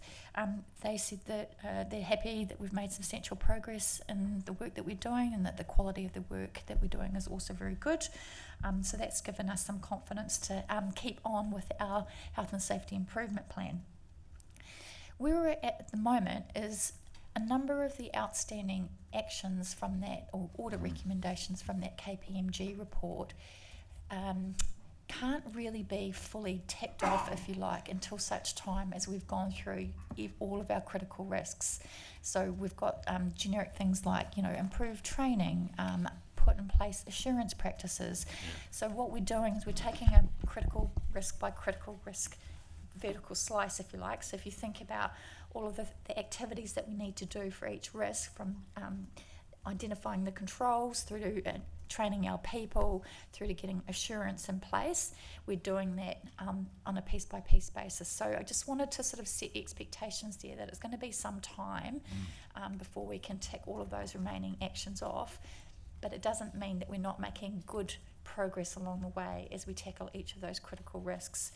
And I hope that you can see some of the detail that we've gone into for aggressive and threatening behaviour in the report, which gives you a little bit of insight into the level of work and the robustness of the things that we're doing. We're not just drafting policies and putting them out there for the org, we're actually developing a full health and safety system to support the organisation in implementing those controls. So you can see there we've developed a zero tolerance policy that was signed off last week by the executive, That's aligned with industry best practice. So all of the work that we're doing in this space is based on, think of it like a literature review, for want of a better way to describe it, where we're going out to what WorkSafe says, what other government agencies are doing, and really calibrating what expectations are.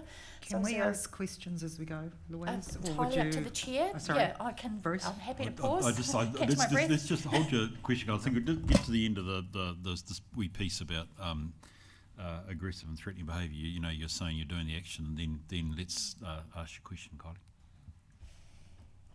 We're also reviewing requirements for publicly accessible areas. So there's some good governance guidance there that talk around effectively Zone 1 or Zone 2 requirements, and that Zone 1 is basically where the public can come in and have access as of right. Zone 2 is where you might invite them into a restricted space for a meeting, etc. And so we've developed some checklists where we're enabling staff to assess those different zone locations and then make sure that we've got all the physical things in place that are aligned with that industry best practice. So, for example, making sure that you have a safe space to retreat to if you're getting an aggressive customer at the front desk, as an example.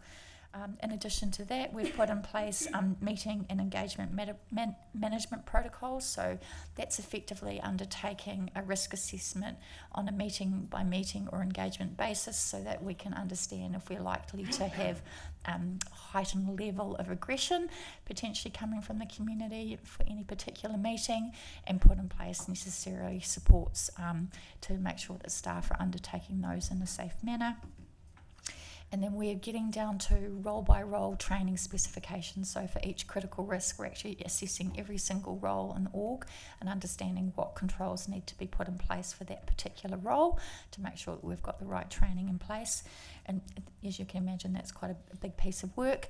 We're working alongside our people and cultural colleagues to make sure that that process is systematic, so that when we have new starters coming on for those roles, that gets embedded in their induction and is sustained rather than just being a one-off assessment.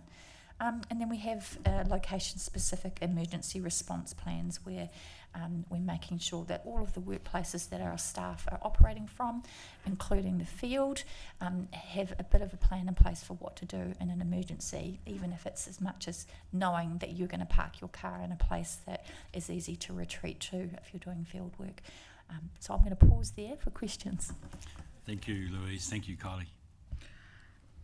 Are we doing any form of assessment surveying to see how the staff are receiving this? Like, are they feeling safer in the workplace? Like, is it actually having the intended consequence? Does that make sense, Louise, what I'm asking? In short, no, we haven't yet done any formal staff sentiment survey. That is definitely something that we would like to do in the longer term. We, for example, have just done something similar with procurement, so I can quite genuinely say that that is where we want to go. I think for me, I'm really keen to make sure that we get some of these controls rolled out, and then perhaps operating for 3 to 6 months, and then we'll be in a good place to kind of get staff sentiment that helps us improve and reflect. And once we also get our assurance practices underway, where we're going out and checking whether the controls are in place and working as intended, that also gives us a really good opportunity to have a conversation with staff if they say, well, you know, I actually didn't do that because it doesn't work in this operational environment, for example, and we can refine and improve that way. But yeah, definitely keen to do some sort of sentiment catch-up or survey with staff in due course. Awesome. And then, supplementary to that, we have a number of people that are often out on their own. How do we feel that that's being managed? Just in light of a recent accident in our community, not us related, but it just certainly highlighted the issue of working alone for me, and health and safety for our people.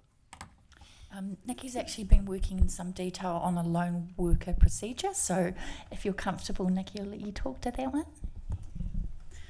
Just sort of high level's fine. You don't need to go into too much detail for me. Yeah, that's fine. Look, we've looked into the risks that are involved in certain roles. Some of the roles that are lone working are carrying out higher risk work, and where that is happening, we're putting in controls in place, such as having a guardian angel device that's got the check-in systems and it's got the two-way monitoring.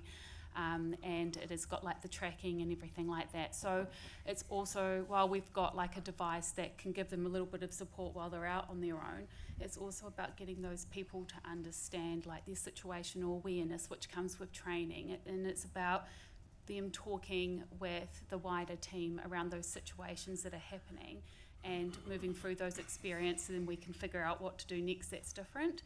A lot of it comes down to a team debriefing afterwards around how we can handle things in a different way moving forward, and we'll see that come out in the wash once we've got some of these controls in place around what to do and how to respond in the field when you're on your own in a certain situation. Can I just ask around the Guardian Angel device that you mentioned, does that work without cell phone coverage? It does. So there's actually two modules that we have here. We've got that we're using within council at the moment. So we've got a cell-based one, so when you're in reception, and then we've got the other device that is a satellite bridge.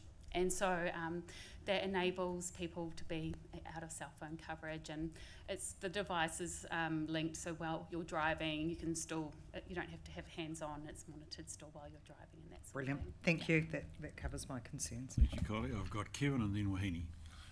Thank you, Chair. Just on page 144, I've got a couple of questions, if that's okay. I note the increase in reporting, and that's a really good indication of reflecting, as you've said, staff engagement and confidence in the system. Does it also reflect an increase in the volume and significance of these? And a part of that is, are we seeing repeat, both the same staff being targeted or repeat offenders being the aggressors? I think it is a bit of both. It's increased reporting culture and also an increase in aggressive and threatening behaviour. That's the key critical risk that we're seeing increases in at the moment. In terms of staff, it is often those staff in those customer-facing roles, as you can expect, that are exposed to that, particularly down at our Tongariro Street Customer Service Centre. In terms of repeat offenders, we have had instances in the past where an individual has gone from one place to another, and we've had, some of those repetitions. But part of what we've put in place under the zero tolerance policy is clarified guidance around trespass notices, so that if we do get particular individuals that we perceive are problematic in terms of coming into some of our premises, we can trespass them, and just giving staff a little bit more guidance on that. We've also introduced through the zero tolerance policy what's called an alternative service arrangement, so that if you are getting a particular individual who, for whatever reason, is showing dissatisfaction with the service, that we might choose to deliver that service in a safer way for staff. So you might choose, for example, not to meet face-to-face in one of the downstairs meeting rooms. You might choose to do it over a Teams meeting, or you might pull in a colleague if you assess that person to be of a higher level of risk. So we don't do that without due consideration, so that has to be approved by someone with the right level of management, depending on what the level of service changes are, and we've got all of those sort of supporting structures written into the zero tolerance policy. Thank you. Just with your permission, so this is a somewhat difficult question. Identifying risk, particularly psychosocial and threatening behaviour and language, have you or the team turned their mind to the risks presented to staff from around this table? It's a lot. I know sorry, I have to ask. It's a loaded question, because I look at councils around the country, and there's more than a few have more than their share and have done a whole range of things, and we're not exempt. So I just wonder whether there is an opportunity. Look, let's be real. If we're going to protect staff, it's got to be from right across the board. This is probably not a question for you, Louise. It's like Sarah's going to break in. Yeah, well, Julie, I know I'm probably lancing a boil here, but this is an appropriate environment. If we're going to have safety talked appropriately, then we need to put it on the table and thrash it out. Thank you. Sorry, Chair. I don't mean to hijack the meeting, but it is important. You might have and hijacked it, but I'll let you do that, Kim. Reasonably topical. Yeah, thanks for the question. We actually had this very conversation at the time we were approving the policy. Twofold. We talked about providing counsellors with a level of support. You're obviously out in the public and are sometimes subject to these same risks that staff are, and so we talked about what support we could provide you. Obviously the policy is not applicable to you, but we were thinking about giving you support in terms of your roles. And then yes, we did have the conversation around what does this policy mean in terms of how it would have been applied to staff potentially that came in here or were subject to some of those other aspects as well. And we decided that rather than cover that in the policy, obviously the only policy that we have that applies to you is the Code of Conduct. So we've cross-referenced to the Code of Conduct in that respect. So yes, we've had that upfront conversation. Is that dealing with your question, Kim? It's a good answer, by the way, and I totally agree, but is that dealing with the point you're trying to make, Kim? Providing there are sufficient tools for staff to avail themselves of so that they are not placed or remain in a position of, well, risk is not really the right word, of, what am I trying to say, a difficult situation where we arguably put them in, that you've got sufficient tools to be able to extract them from that and deal with it from the staff side of the fence. I get it from the elected members' side of the fence, that's on us to deal with appropriately, but providing there is sufficient process for staff would be my concern. Yeah. Well, the same process would apply in terms of removing yourself from the risk, and that would obviously mean a change in terms of potentially who was in the room. So the same sorts of processes would be applying from a staff side. So yes, we have the tools that we have the tools for. Is probably, we've only got Code of Conduct. That's what we have. Yeah. So yeah, agreed.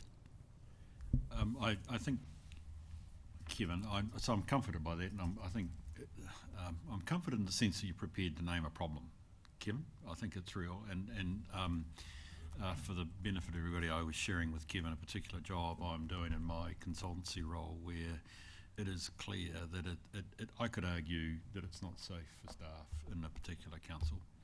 I've chaired a council where staff wouldn't come to my meeting because actually they felt like they'd be under attack all the time. So it's important that your talking system. I wonder actually, and I only put this as an idea, not as a requirement. I wonder whether in PX in the future we should actually have the stats. Are you having to take and make use of this policy? Because again, information is valuable, Kevin, rather than anything else. Is it such that we are in a position that it is getting difficult for staff to be in the room, or in particular situations? I float that as an idea, or rather I leave it as a thought on the table, not as one that I think necessarily we should act on at this point, because I think we have to have cool heads, but actually let's see where that goes. Wahine, thank you for waiting. You have a point you'd like to raise? Yeah, thanks, Bruce. Look, it's already been asked. That was exactly my point. I was going to ask around the zero tolerance policy and whether or not that actually extended into the council chamber, but it's already been discussed. So I feel like my questions have been answered by staff in the room. So thanks for that, Kevin. Thank you, Wahine. Rachel. Yeah, just along a similar vein, do we know what's driving the increase in the aggressive and threatening behaviour? I know we've talked about mental health and some homeless people around at Tongariro Street, but it seems to me that it's getting a little bit broader than that. So what are the other themes that you're noticing in the reporting? And also, do they come via phone calls, in person, or at work sites more often?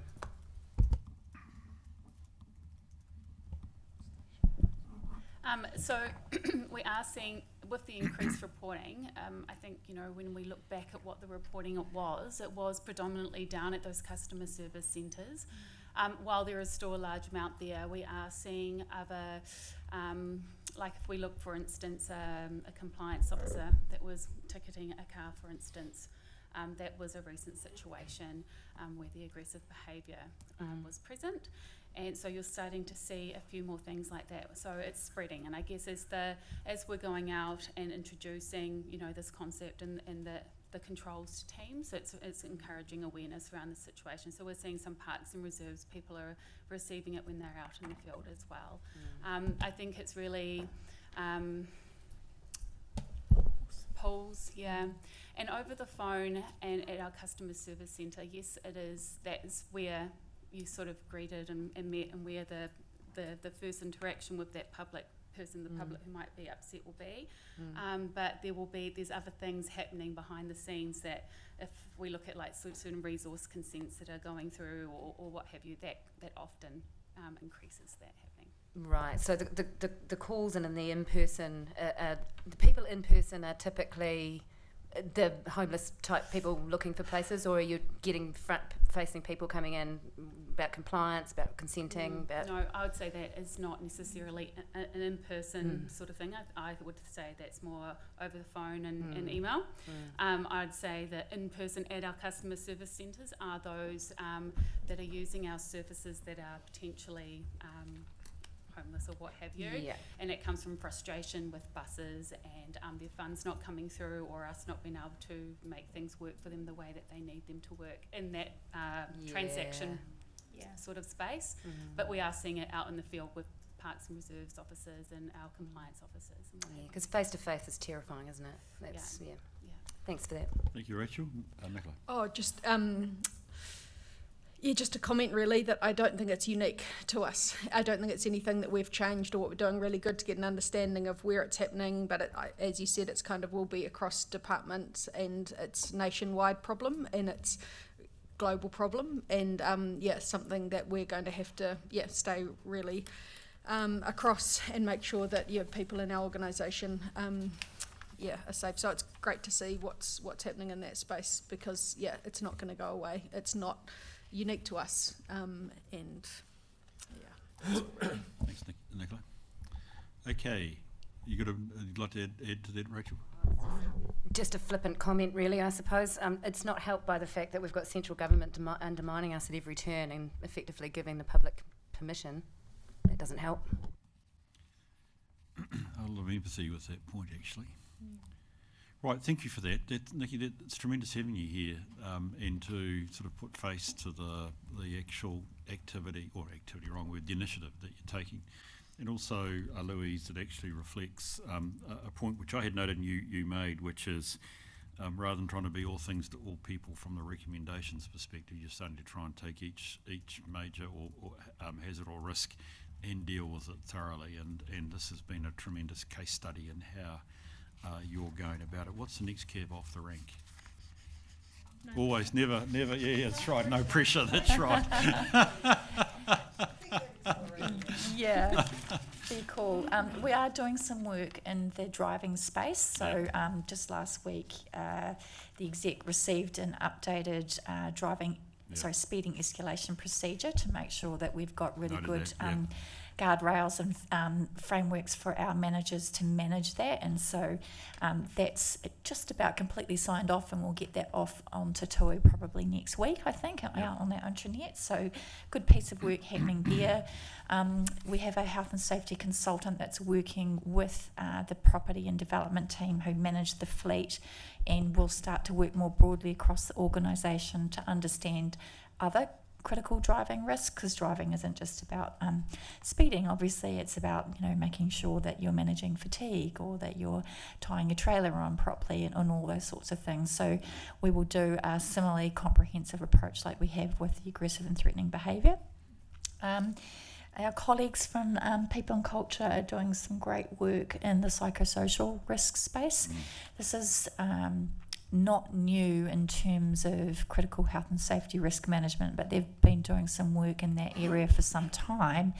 And it all comes back to setting our staff up to have what they call good work. So making sure that they're clear on what their responsibilities are, they're not operating in an environment with bullying, managers are clear on expectations and treating everyone fairly. So, our PNC team have done management programs for some time in terms of active manager course, which has been rolled out at Tier 2 and now Tier 3, which helps give managers that understanding of why setting up work in the right way is really good for psychosocial management of staff wellbeing.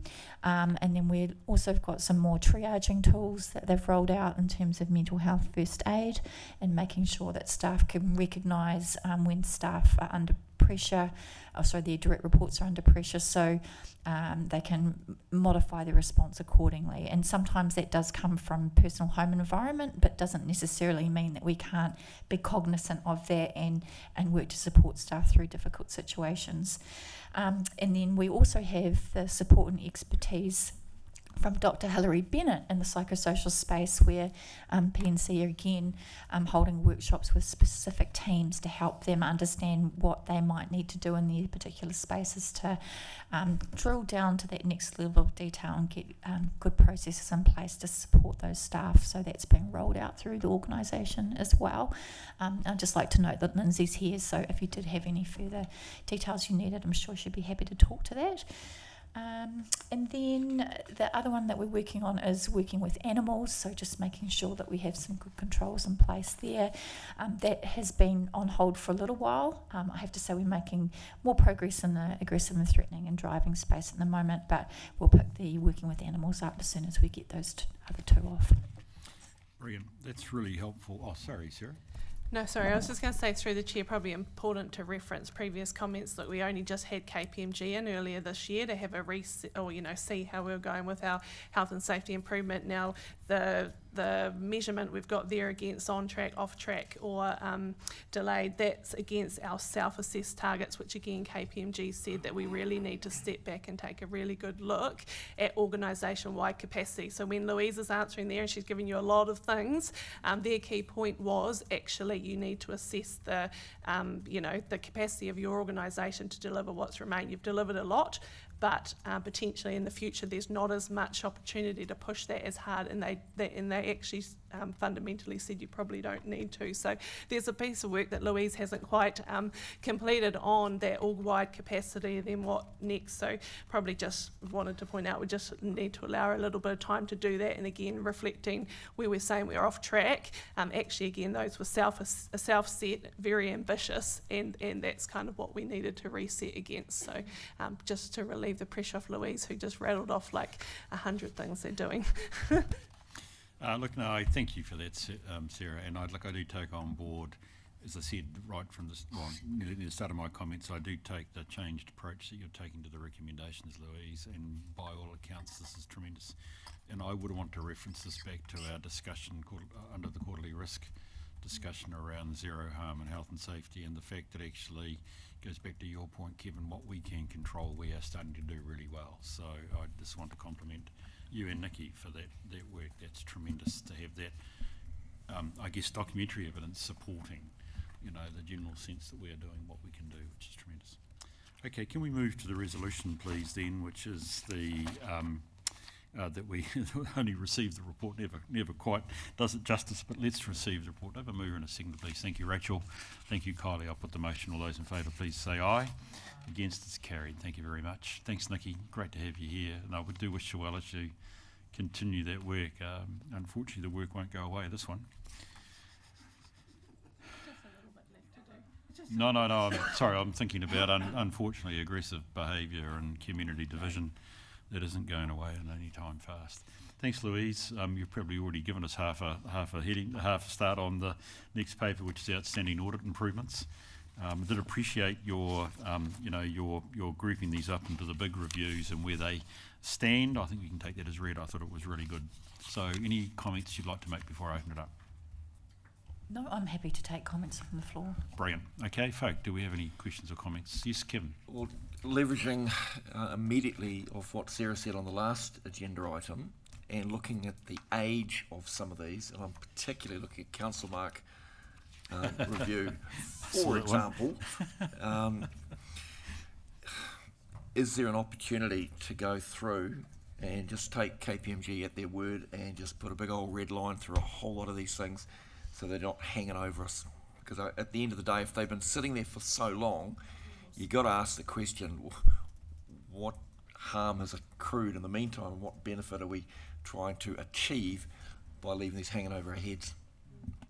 Yeah, through the chair, and we actually have had this conversation with our chair too, particularly related to some of those items that actually are they relevant anymore. But I think from a higher, more strategic level perspective, we certainly have stepped away from, again, not doing the improvements, but the real focus on this in the environment of, we've got, water's financial separation, we've got all the things we talked about earlier that are putting pressure on certain teams that also would be required to close these. That being said, once we get off our legacy systems in relation to the ERP, that actually will close quite a number of recommendations, and there's quite a number in there in relation to those legacy systems and some of our processes. But again, we have taken the view where we're presenting these to you and saying, look, organisation capacity is limited to make a lot of these improvements, and that's us being honest, because we're, again, trying to deal with new legislation and doing a lot of work that is on top of what we would consider our BAU, particularly in relation to structural reform and legislation changes. Debbie too? Yeah, yep, I get that, thank you, and that's helpful, but I look at page 152 and that table 2 and the urgent high significant improvement needed, total open 8, and you'd have to say, well, how urgent and how significant is the improvement if the sky hasn't fallen and we haven't all died in the meantime? As to do we really need to beat ourselves up with these things? And I just think take a bit of pressure off Louise and her team.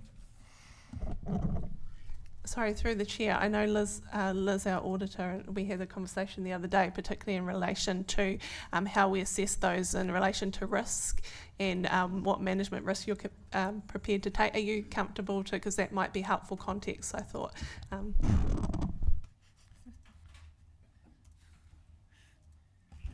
Through the chair, absolutely. So it was a bit of a conversation that we were having around, so for the audit risks that the prior Audit New Zealand, but the Audit Office now, were raising, they're matters we wanted to bring to attention, but if it's a risk that as a committee you're comfortable to accept, we are happy to stop raising it again. There are some exceptions to that. If there's a risk that relates to the risk of fraud, we do like to remind you of that annually because of the ramifications of some of those potential fraud risks. And same with if there's a risk that relates to a potential qualification in the opinion, so what we'd deem as significant risk, we do tend to, again, raise those again. But other than that, we will be raising going forward sort of significant matters or matters that we believe would be of your interest in our letter to governors. And then all other items that we think could be of interest, we bring to the attention of management in a separate management report, but we don't, going forward, tend to comment on previous issues, whether they're open or closed. Oh, sorry.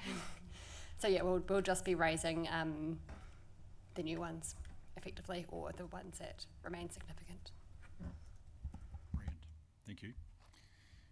There would be a sense, we could slice and dice this in many ways, but there could be a sense, Sarah, that actually you just disclose which ones you're going to work on first. So this is, I like the analysis here that you took Council Mark and you told me where it's at, but it might be actually what would be better, and it goes back to your point, Kevin, is that potentially you indicate actually we're working on these ones because for us they are the critical issues, and that we take it that way, so that because I appreciate there's all this stuff, the tables at the back, but we could go through them with a fine-tooth comb and thrash it, but it doesn't actually achieve a lot. So I'd give you free rein to think about actually saying, being up front, you are up front, but you know what I mean, being up front, actually, what is it that we can really deal with at this stage? And then we can make the then we can make the assessment with you, what are we not doing and does that matter? Because in fact, that's where I want to go. There's a couple of questions about what we're not doing and does it matter? So I'd be very open to your lead, albeit it's our discretion that that's an appropriate way to go. With that, Louise, just does relate actually to a couple of Liz's or her predecessors' recommendations, which relate to the annual plan. Around the business continuity planning, which we are saying is taken a second step, or has taken a step back because of operational priorities. Again, I'm happy to take management advice that it needs to be the situation, but I want to know, what risk am I running as a result? Are you able to give me any sense of what risk I'm running in the organisation, given we aren't focusing on this recommendation as it stands at the moment?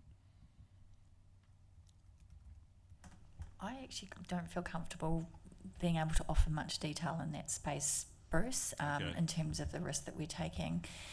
I think we are doing pieces of work across the business. So I know, for example, Tracy's doing quite a bit of work in the cyberspace at the moment to try and manage risks and look at our response to that sort of event. And I know that there's a bit of work going on in the waters space to look at what we're doing in that area as well. But I couldn't comprehensively say I've done an analysis of, the risk of not doing BCPs in a coordinated way is for the org. So sorry, I can't answer that with any confidence. Sarah, you can. No, so just probably Sorry, offering... I'm not belittling. Thank you for being upfront and honest. Seriously, Louise, you've got to be upfront. If you can't answer the question, Yeah, so keeping BCPs refreshed and relevant, certainly a priority, but just remember we do have BCPs. They are just not up to date. Thank you on this one. I'm absolutely here. Yes, and obviously that was utilised in the pandemic times where we all had to suddenly operate in quite a different way, and we did make it through that. So again, understand that there's a priority in updating those, make sure they reflect the current situation, but fundamentally our services haven't changed overly huge amount, and again, given everything else that is priority in the organisation, it just one of those things that has had to take a back step. We've got just so much going on, and again, another thing that we have done is some work around critical roles. So the P&C team again has done a bit of work around what roles are critical, how we ensure those are filled, and that sort of thing. So so it's not like we've done nothing. Our formal BCPs just haven't been updated.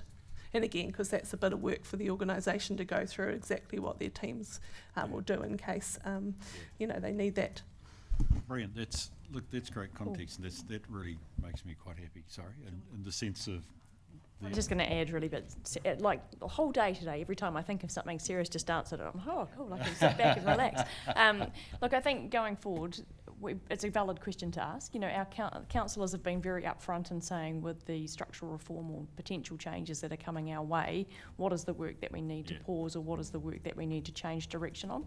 This is probably one of the ones, Sarah's alluded to the fact that we've got very limited capacity in the organisation, and we might just need to reset what we can do in terms of org improvements as we shift resource around a little bit. So I think it's a valid question to ask. I just don't think we can answer right now, but I think it's probably something we should come back on, and that's probably reflective of the conversation that we had when we talked about audit findings and recommendations too. So I think valid question and valid thing to send us a way to work on. Yeah, no, thank you, Julian. And again, I go back to the fact I don't have trouble that we've got to prioritise. I just like to think what does it mean? And I mean, I read this and I think, so we don't have BCPs is what I could read into this, whereas in fact the reality of it is we have them. We haven't had a chance to refresh them and even refresh them in a thorough way, but we do have them, and you've got something you can operate on. What is the risk? The risk is actually what could have been done by a refreshed and brand new BCP might be it becomes more of a crisis. But we can deal with crises as well, because we've got an ability to deal with it. So it's just to be upfront and understand what is the situation, so that's fine. master file changes, payroll master file changes. We're saying we're not going to do the recommendation. Are we running any risk that there are unauthorised master file changes that give rise to, hello, I think we could use the words that you used before, Liz. Anybody give me an update on that? What risk are we running here?